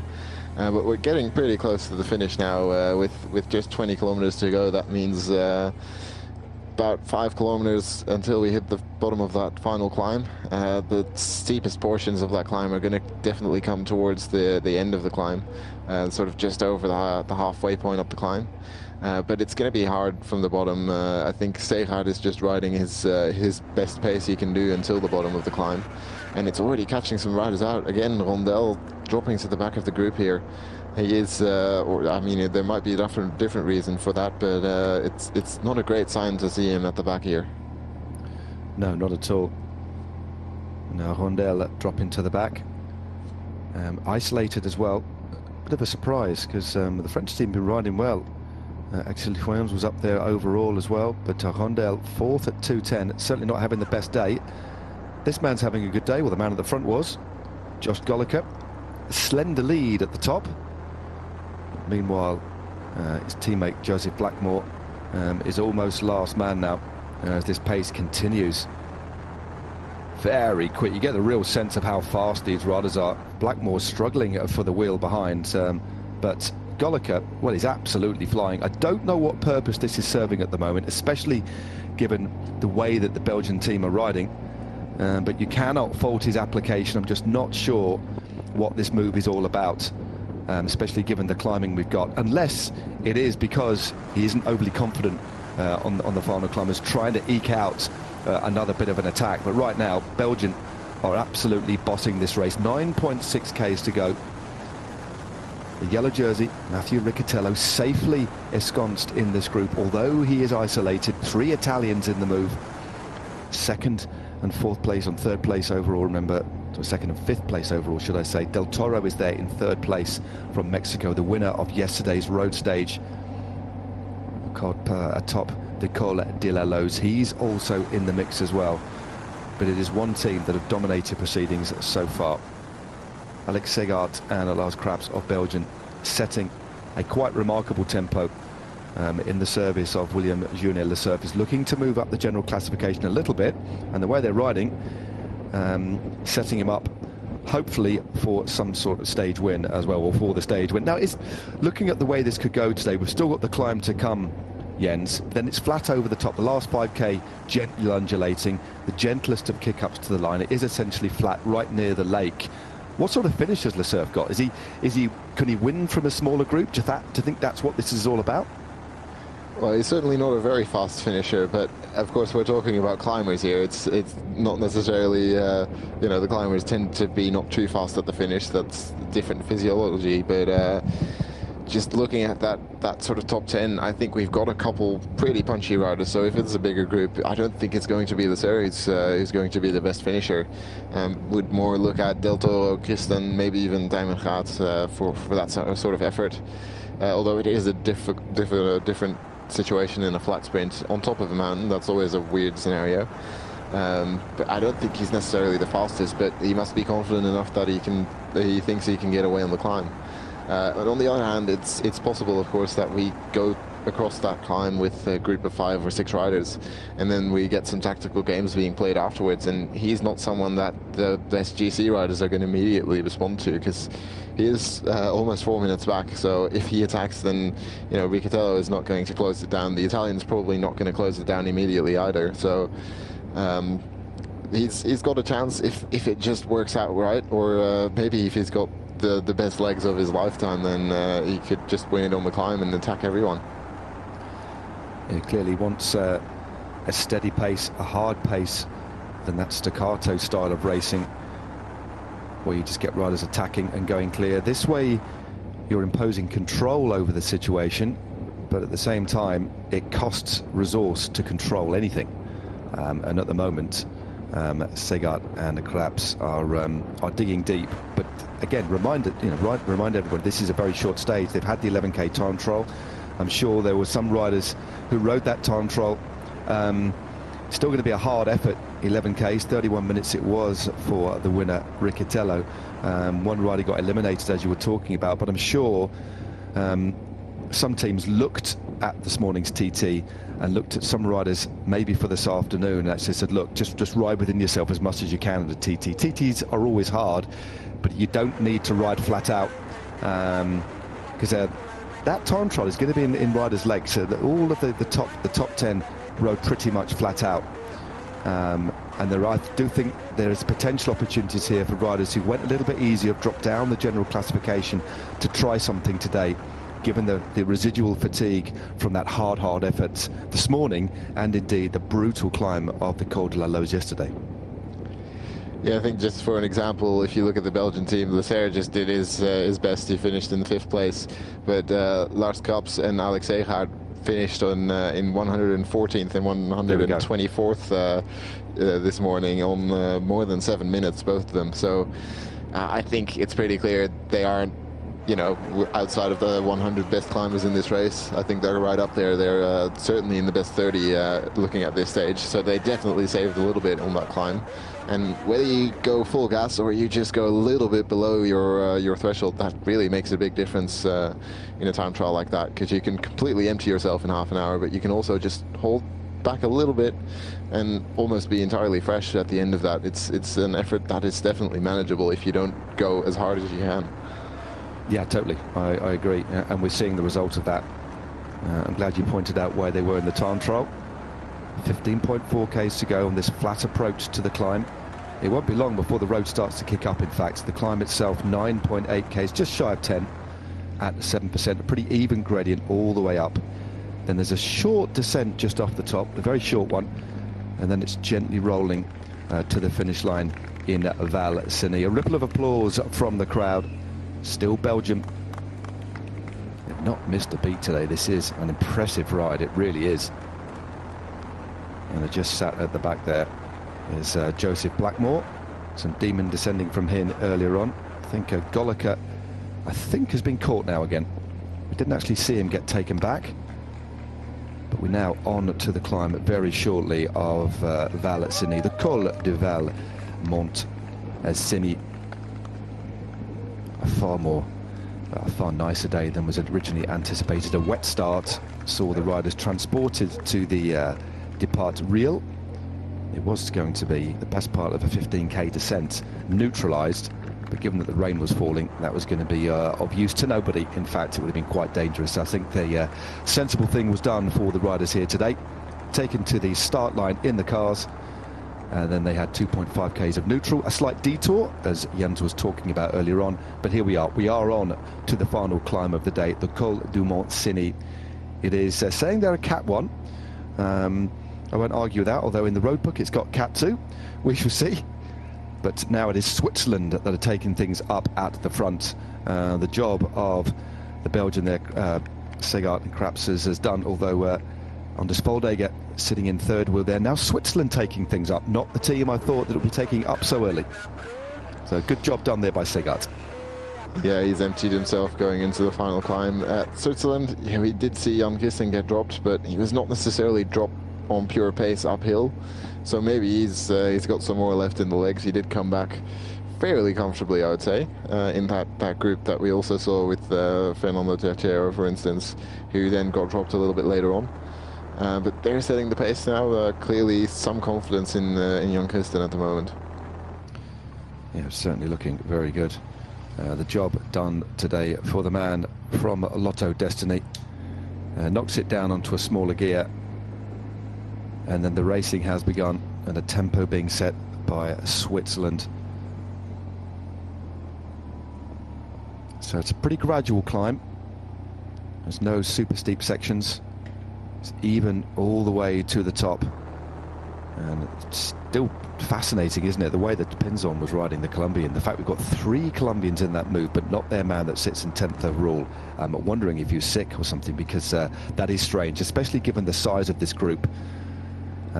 Okay, missing maybe an elite selection of 5 or 6, but missing such a sizable group, unless he just got caught the wrong side of the split, because the original separation went over the top of that first third category climb, and then it was on the technical descent and on the next flat section that the group then came back together, wasn't it? Although the acceleration of Riccitello did drag another little group clear, but the way we've got this selection, not necessarily just because of the climbing yet. No, but I'm just looking at that group, and I think there's 3 Colombians at the front and 1 at the back, and there were only 3 riders listed. So I think that maybe he is there, yeah. Selection that we saw was not complete. That's what it looks like to me. I think there was also a German rider on the back there, which was also not listed. So that would mean that might be some riders that we hadn't got on the list who are still in this group. That's certainly what it looks like to me. Yeah, I think you are quite right. The 2 Swiss riders in this group, Fabio Christian and Robin Dons. It is Dons who's doing the riding at the moment. And we're just looking at the rider from Germany there. That is Ole Thiele. He's riding well. And the pace starting to rise now. Good bit of tempo riding here from Robin Dons. The shape of the peloton just thinning out ever so slightly. And riders struggling to stay in contact now with 13.3 Ks to go. This is the way the climb will ride all the way to the top with 5 Ks to go. But again, given what we know about this race, given who has been up there on the general classification so far, it's a bit of a surprise that to see Switzerland riding here, but clearly feeling good, and clearly Christian must be feeling good. Yeah, you'd think so. I mean, we did see teams riding yesterday. For instance, the Netherlands rode quite a long way, and we didn't see any of the Dutch riders in the top 10 in the end of the stage. So it is, of course, possible that's a bit of overconfidence, but it does look like Christen has now just attacked off the front of the group, and he's only dragging 1 Colombian rider with him. Well, Christian attacks, Colombia respond, and meanwhile Riccitello sits in the middle of the peloton and eyeing up the man just in front of him, Isaka Del Toro, who sits only 1 minute 11 seconds behind. He'll be keeping a big eye on him, that is for sure, as well as the man that sits second, the Italian David Piganzoli. Giulio Pellizzari is also in this group as well, in 5th place at 2 minutes and 24 seconds. But Christian has opened up a small gap. The Colombian that he was with has dropped back. The Austrian champion struggling again there, Alexander Hayek, as Dons now slips away. His job is done. And Christian slowly moves clear. There's the Italian contingent, all sticking together. Real discipline within the ranks of the Maglia Azzurra. Strong team riding from that squad. They've also got Alessandro Pinarello in that group as well. An interesting move here, 13.2 Ks to go. Yeah, interesting, but I think there's just such a benefit to sitting in the wheels at this point. Yeah. You see the speed that the riders are going. It looks like it's pretty close to 30 kilometers an hour. And at that speed, it just makes such a difference to sit in the wheels versus being out on your own in front. But Christian clearly feels good. Maybe he's just going to ride everyone off his wheel like he's doing right now. But I do think we're going to see some moves from behind there. The real GC favourites that have crystallized over the last... well, yesterday and this morning's time trial, and Christian, he is up there, but he wasn't that great yesterday. Of course, did do pretty decent time trial this morning, still in 8th place, and he's in 6th place on the general classification. Early signs this morning, or well, this afternoon, start of the stage, he did get dropped for a little while. But he's up there now, he's attacking, so he must feel good. Yep, he's a classy rider. Technically a stagiaire at the moment for the UAE Team Emirates squad. Normally rides for the Hagens Berman Action team, but has signed a very long-term contract all the way through, wow, to the back end of 2028 with UAE Team Emirates. Another example of the trust signing these young riders. Won a stage of the Giro Next Generation, 7th overall there as well. An exceptionally gifted climber, also a good time trialist. And again, you get an indication, you're quite right, they're riding at around 30 k's an hour uphill here. And you can just tell by the gears they're using and the speed the road is moving. We're all familiar to that as bike riders. And Christian, well, is slowly but surely, incrementally, marginally moving clear now, isn't he? Yeah, I think this sort of climb, if we saw it in the men's Tour de France, you wouldn't see such moves, because there would just be some control. There would be a climbing domestique who could be up there in the top 10 himself, who would be doing the pacing. But at this level of racing, that's not quite the case. The riders who are riding in support are not maybe as good as we see in the elite ranks. So that means there's just a bit more room for attacks to be made.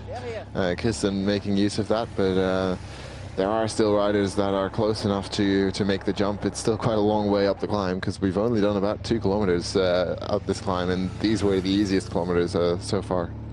No, totally. Well, Jan Christian on the general classification sits inside the top 10.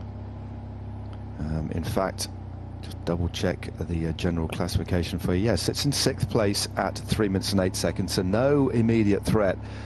But just going back to your exceptionally valid point, Jens, about the fact you wouldn't see World Tour rider jumping clear on a climb like this. This is slightly different. When you look at his ability in the individual time trial as well, this is a classic climber rouleur sort of climb where you can lay down the power. It's a far more linear effort, isn't it?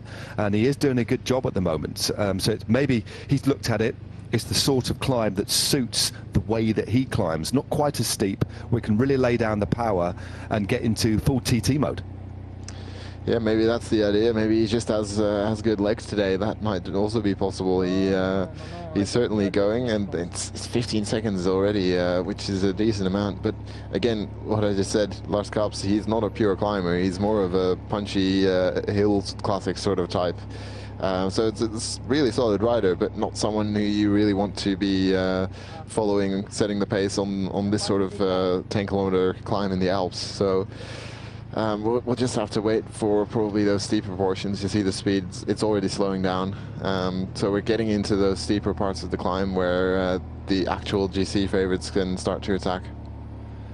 Well, ideal situation still now for the man that leads this race. Second on the Col de la Loze yesterday, first in stage 7A this morning, the 11.1 kilometer individual time trial. That man is Mathieu Riccitello. Sat third or fourth wheel there in the maillot jaune, in the yellow jersey, and meanwhile 15 seconds up the road, a man that's in 6th place overall at 3 minutes and 8 seconds, so no threat at all to the general classification. As he takes a feed from the side of the road, neatly taken, nice fluid pedaling style. And there's Lars Kaps behind of Belgium. They're the team that have taken things up today. The only team really that's worked in unison, save for the French earlier on, when their team leader, Mathieu Rondel, was caught the wrong side of the split with Mathieu Riccitello. And they briefly had to chase before Riccitello took things into his own hands and accelerated and shut the gap himself.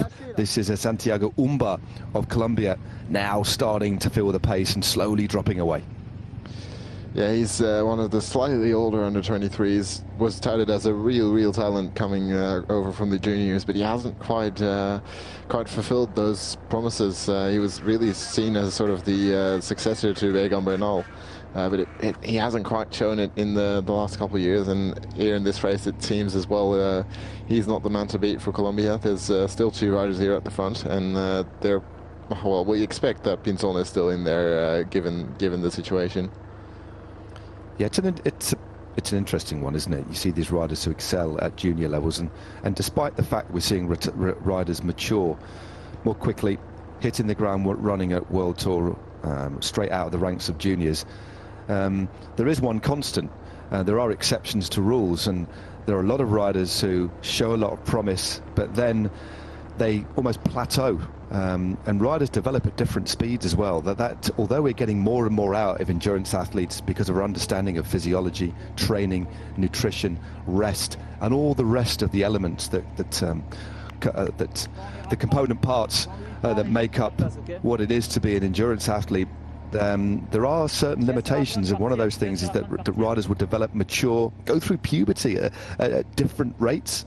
And you see some riders exceptionally strong as juniors and then drop off a little bit and don't quite fulfill that potential. And that's where it's massively important for management of the pro teams, the Conti teams, of national federations, to make sure that these riders are looked after holistically across the board, because it is a complicated time of life, isn't it?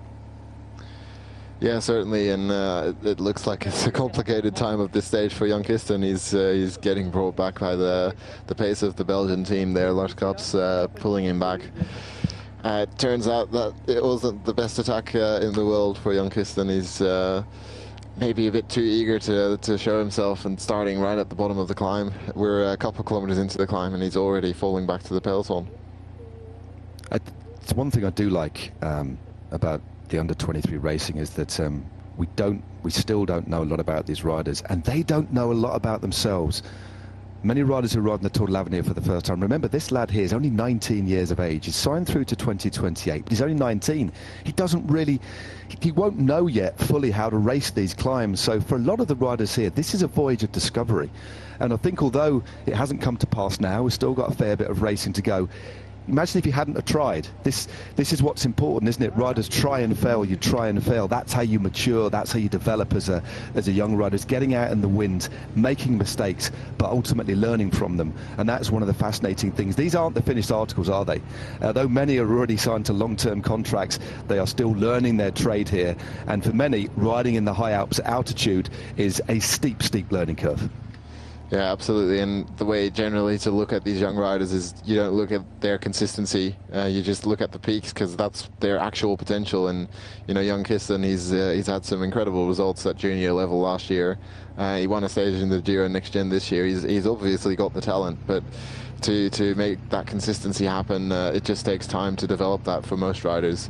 And he's got the time. He's got that really long-term contract at UAE, and they're going to help him develop that consistency so that he can, you know, perform well across a 3-week tour, across all the classics that he's probably going to do. That's the next step in his development, and these sorts of failed attacks are definitely a part of that. Yeah, definitely. So chapeau. He's tried. And we've seen one rider try on a couple of occasions, Josh Goliker as well. Remember, Goliker only 19 years of age as well, but it is Lars Kraps at the moment who is setting the tempo on the front. Rides for the Soudal Quick-Step development team, 21 years of age. 7th overall on the Tour of Alsace, another very hilly race, and setting a good tempo on the front here. A lot of pressure on the shoulders of William Jr. at the surf, that is for sure.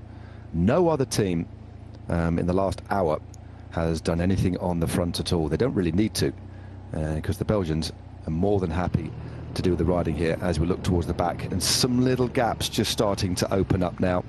Some small fissures as the road gets higher. Remember, we get up to over 2,000 meters, so we're going to be in altitude territory here, as well as the air gets ever so slightly thinner.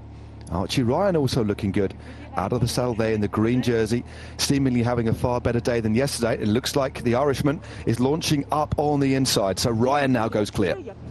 Yeah, it's probably a slightly better moment a little bit further up the climb, and this is definitely going to put the cat amongst the pigeons. I think the pace is going up. Kops just accelerating that last little bit. He won't last too much longer, and that means we'll have to see the fight between the GC guys themselves. No domestiques left, just a pure fight on the road. I think Kops is already off the front, it looks like, and Lazaire is just looking around. Well, this attack on the inside, just look at that. The pace that's been set by Kraps has split the group, and that acceleration by Archie Ryan on the inside. Lost a lot of time yesterday, doesn't sit anywhere near the top 10. Probably lost the best part of 20 minutes yesterday, but clearly having a good day today. Was in the leading group on the climb up to about the halfway point, pulled the pin. And Jens has been talking about the difficult year that this man has had.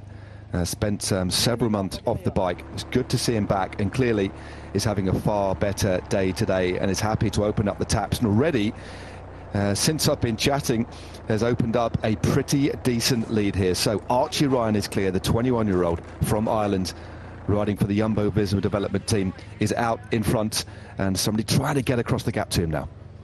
Yeah, Ryan has got the advantage that he's not really a factor in the overall anymore. He's too far down for anyone to care about him. But he is being chased down. I think this is William Junior Serre who's trying to chase him down. He's actually opened up a gap, and it's the Colombian team with 2 riders at the front trying to chase him down. But that's not a positive for Archie Ryan, because if Serre gets across, he is dangerous for the overall, and that will put a target on his back as well. Yeah, appears to me this is the play just for the stage. Obviously for Archie Ryan, shipped that time yesterday and did the sensible thing and just sort of rode in, finishing many minutes down, so focusing on opportunities today. But this man, Le Cerf, has now gone clear. It's opened up a little bit of a gap behind. Not too much though. It is Colombia who are riding. Colombia have strength in depth as well. They're one of the few teams with 3, maybe even 4 riders in this front group. Meanwhile, Ryan, well, is continuing to open up the gap here. Looks like he's got the best part of 10, maybe 15 seconds on the group behind as the road continues to ride. A very even gradient here. And it's now Lars Kraps, who set that pace earlier on, who's starting to suffer. But now we get a close study of the Irishman out in front. Be riding at the World Tour level next year and certainly looking full of flight today. Yeah, it's surprising to see that after such a bad day yesterday. He clearly wasn't feeling it on Col de la Loze, but today he's just found his legs again, because he's still gaining on Le Cerf, who's also gaining on the group behind. So he's really going very fast, and whether that's a bit of overconfidence going too fast right now, or if this is a play for the stage, then we'll just have to wait and see. But that group behind is also thinning out. Yeah, it certainly is. We've got a couple of the Italians still in the mix there. Still that spotted jersey of Isaac Del Toro of Mexico. Importantly for the United States of America, our race leader is there, Matthew Riccitello. Out of the saddle, watching, waiting, doesn't need to do too much at all, because it is the Colombian squad who are pulling back the danger man, Le Cerf. Although, remember, he does sit 3 minutes and 45 seconds behind Matthew Riccitello. All about the stage win now. The further we get into this race, the deeper we get into this race, the less opportunity there is for any of the GC riders to take time out of the man in the yellow jersey. But this man has got different ideas on his mind. As you said, he's lost that time, and none of the GC riders need to worry about him. But importantly, there is a Tour de l'Avenir stage win up for grabs here, Jens.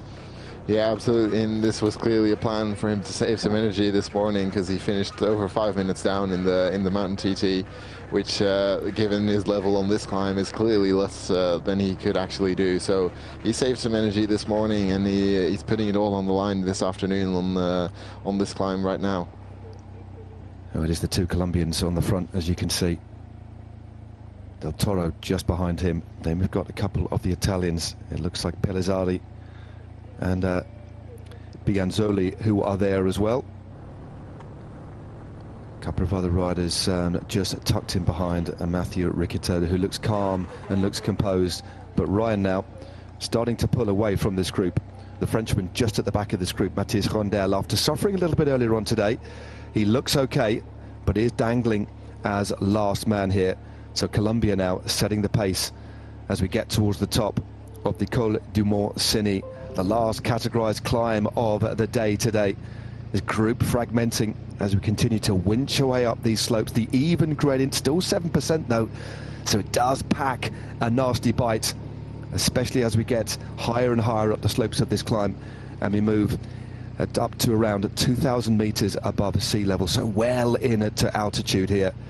I'm just trying to catch the number of the rider on at the back there. That looks like it's Pinarello who's now getting dropped. Alessandro Pinarello leaving 2 Italians in this front group.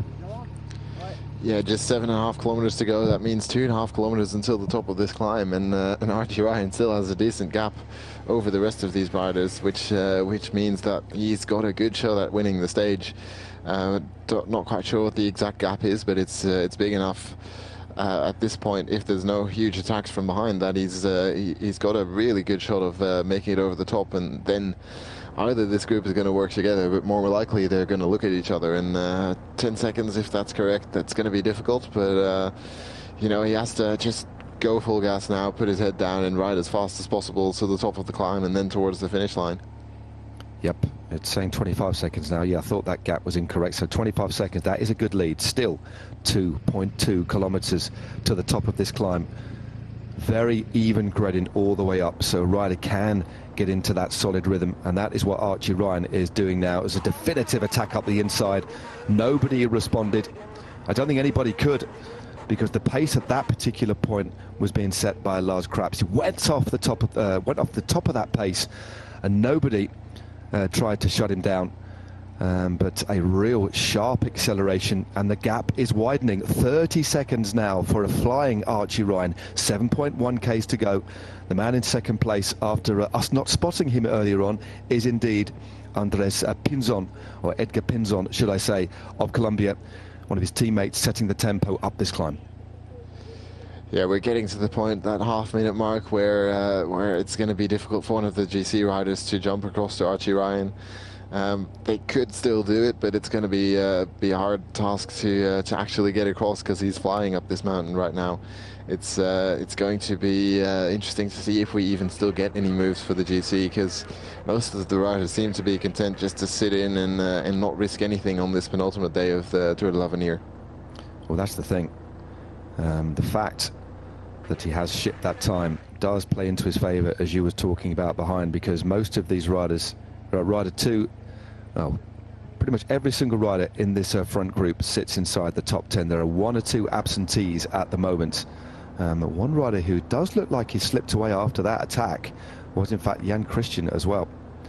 But so interesting one. So Christian is there, Pellizzari is there, Rondel, Del Toro, Pianzoli, Riccitello is there, Le Cerf is there as well, but I think Timon Gratz is also slipping away, the man from the Netherlands too. Yeah, the only 2 riders who are really not a factor in the GC are the 2 Norwegian riders.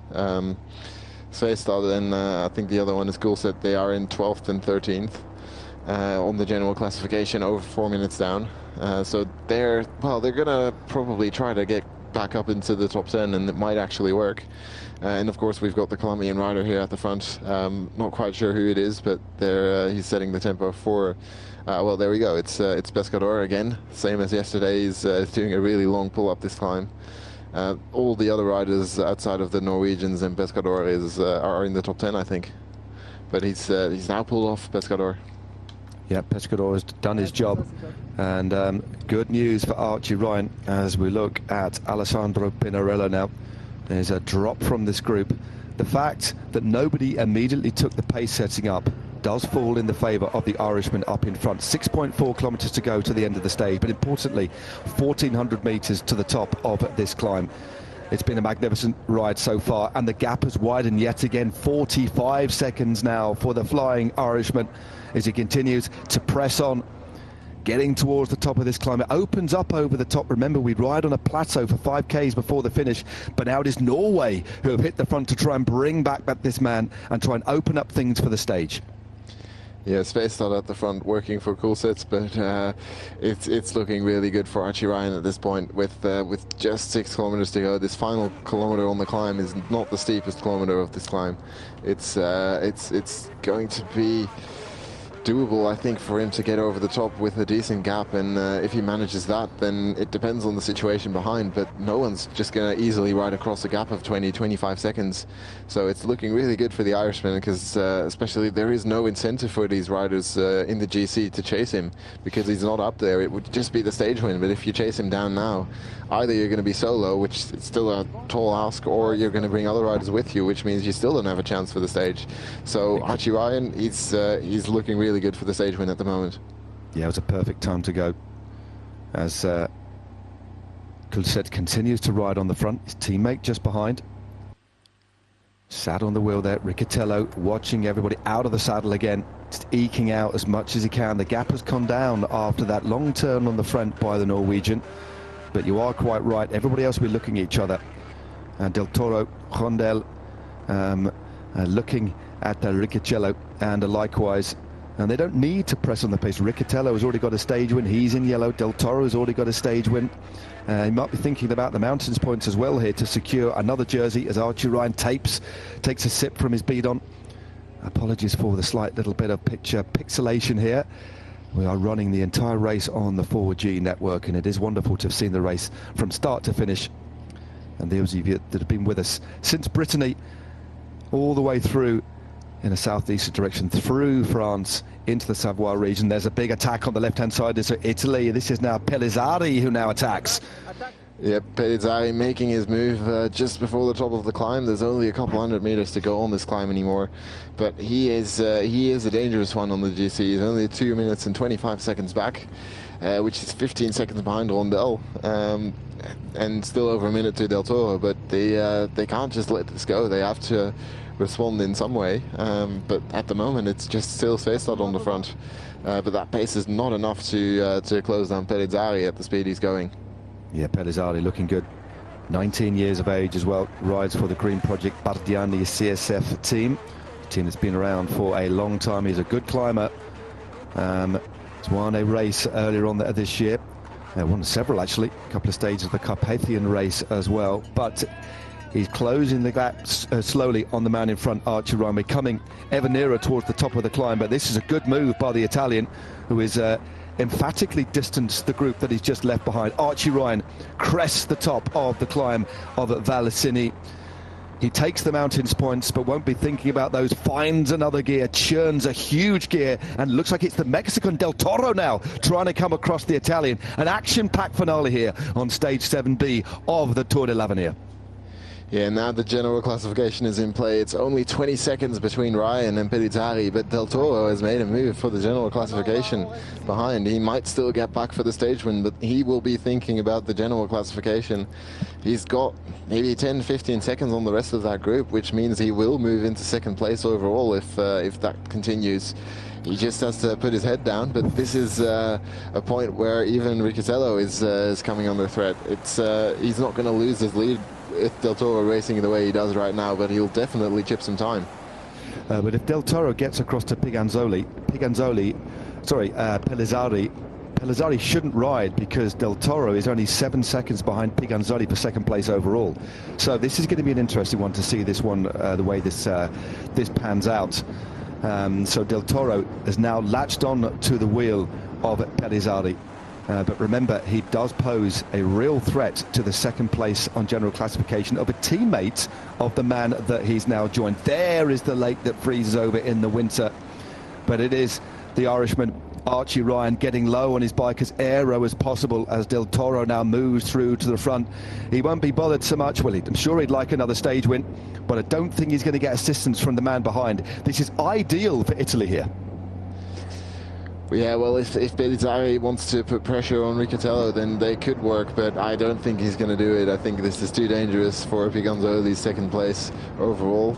It does look like one of the Norwegian riders is working as well as, well, there's another rider working there with Riccitello, so he's again quite lucky that some other riders are willing to work with him. But I think it was Piganzoli. I think Piganzoli was doing a couple of turns on the front because Del Toro poses that threat to him. So he's got a teammate up the front in Pellizzari. As we look at the finish line here, our static cameras showing the empty road so far. Archie Ryan of Ireland is out in front at the moment. En tête, tout seul, as the French say. It is the passionate way to win a bike race. Sorry about the picture break up here as we head towards the finish. Ryan takes another toot from his bidon, puts it back in the bottle cage, gets back on the hoods, fighting the pedals here, out of the saddle up this short rise. We don't know what the gap is to the group behind, but we know that Isaac Del Toro and Pellizzari are chasing him, and here they are. He looks over his shoulder. I do think he might be joined by the flying duo. I think the gap is still there, but it's probably closing. Del Toro flying behind. This is a short rise between 3 and 2 kilometers to go to the finish line. It's just, we're going to stay on this road until the finish. There's no real turns. There might be a few bends left and right, but there's nothing serious. It's just going to be a test of power and aerodynamics on the flat run into the finish. It certainly is, and it's a long straight run there. Between kilometres 2 and 1, and then the final kilometre to the line, save that little kink, it's essentially straight. So they will see the riders in front of them. That's horrible for a man out in front as well. But Isaac Del Toro, yesterday's winner, has distanced Riccitello.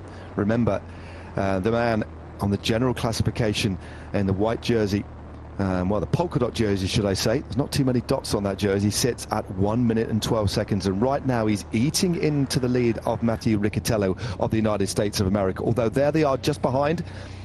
And the reason that the Italian sat on the wheel of the Mexican, it's not working, is because Del Toro threatens the placing of David Piganzoli, who sits in that second place. So that could actually help. The flip side of that little standoff is the fact that it helps stymie the chase to this man out in front, Archie Ryan. And there we've got an attack by Coulthard behind, but he's not getting across that gap, I don't think. Piganzoli is following him, and it looks like Riccitello is struggling to follow that pace. So Riccitello under real pressure at the moment with his yellow jersey under threat. Yep, it certainly is. But what he has got, the gap is only a small one. Looks like Riccitello now has got back onto the wheel. Remember, we did identify this particular section as arguably the more dangerous. We know how well that Riccitello can climb. That is undoubted. He's proven that over the last couple of stages and, of course, earlier, well, the last couple of years of his career.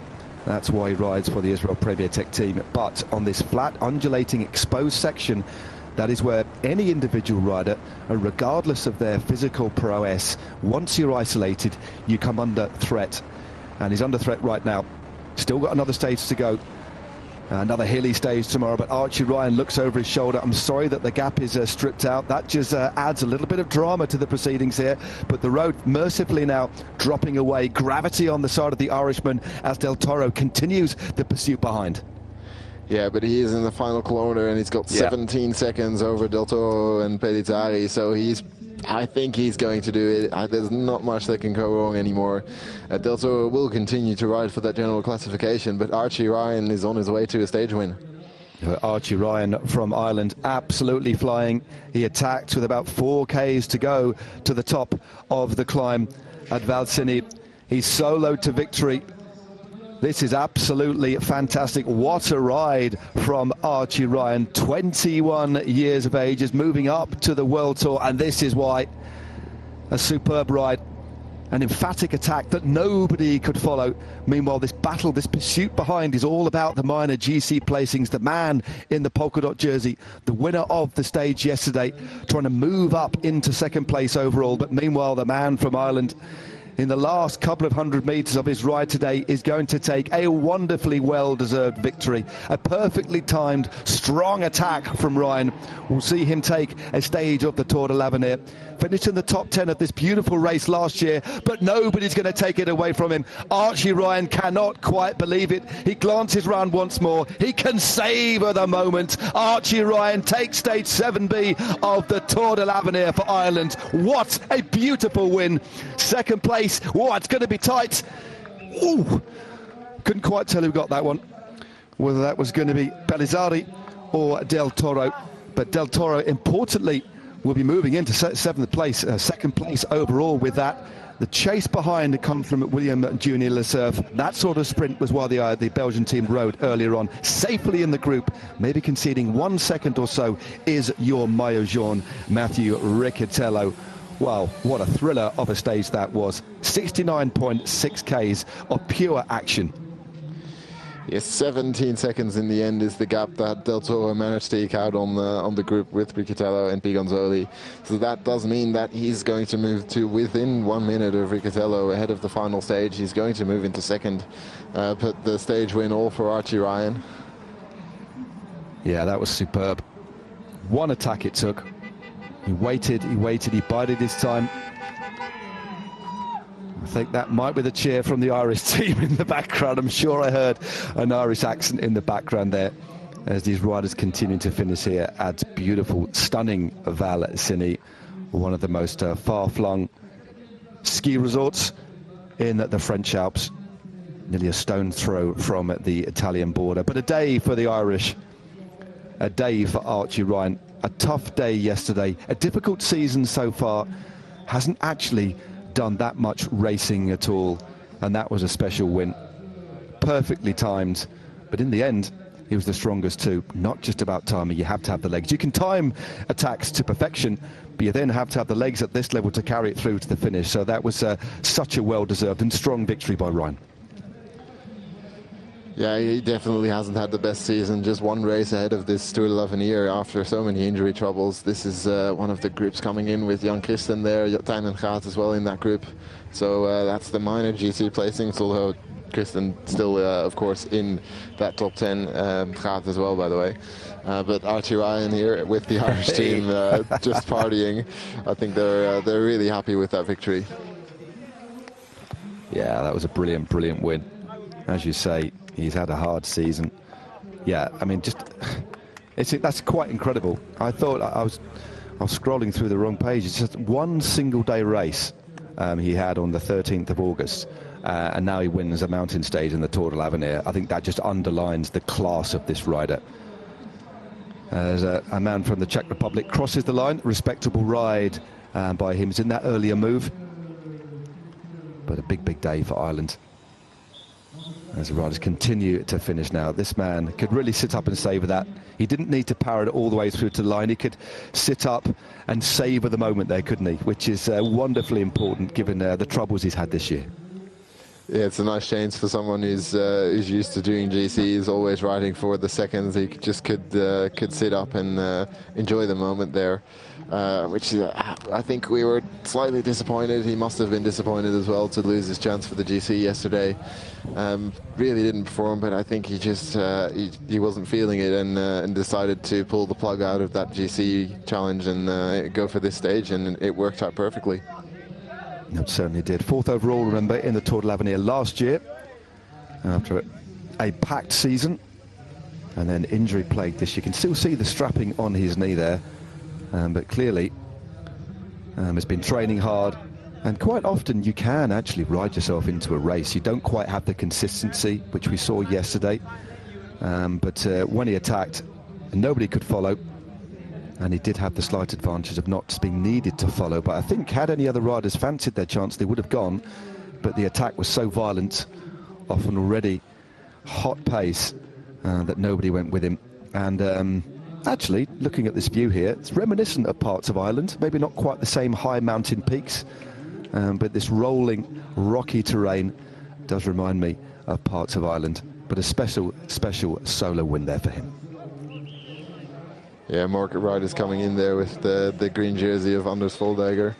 But yeah, it's we'll just look at that GC challenge. It's this is very promising with Del Toro taking some seconds out of Riccitello. We're looking at a very exciting stage tomorrow with that Goldie zone quite far out. We're probably not going to see too much of that, but that long descent and then those final two climbs, there's much. There's easily enough terrain for some changes to happen in that overall general classification, and I'm really excited to see what's going to happen between those riders. No, you're quite right. Just got the profile up again. We'll go through that in a moment as we look. Oh, we're going to have a chat with our stage winner, Archie Ryan. Archie, difficult years for you today. It was a comeback, a revenge. Yeah, for sure. It was a really tough race, actually. I've come into it pretty undercooked. It's my second race of the year.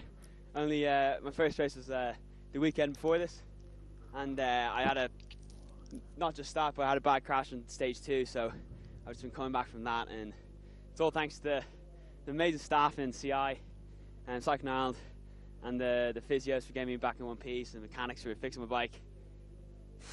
Kevin McCambridge, my teammate, has been super domestic this whole race. He's unreal.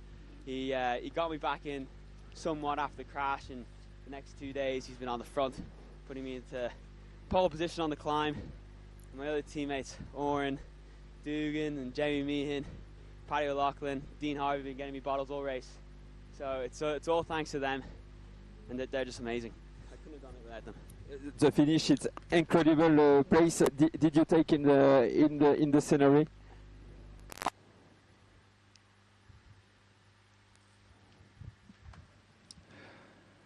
Well, if lost our pictures briefly. I'm not too sure if he did manage to take in the scenery. It's probably the answer. And maybe he did, and maybe the last few metres.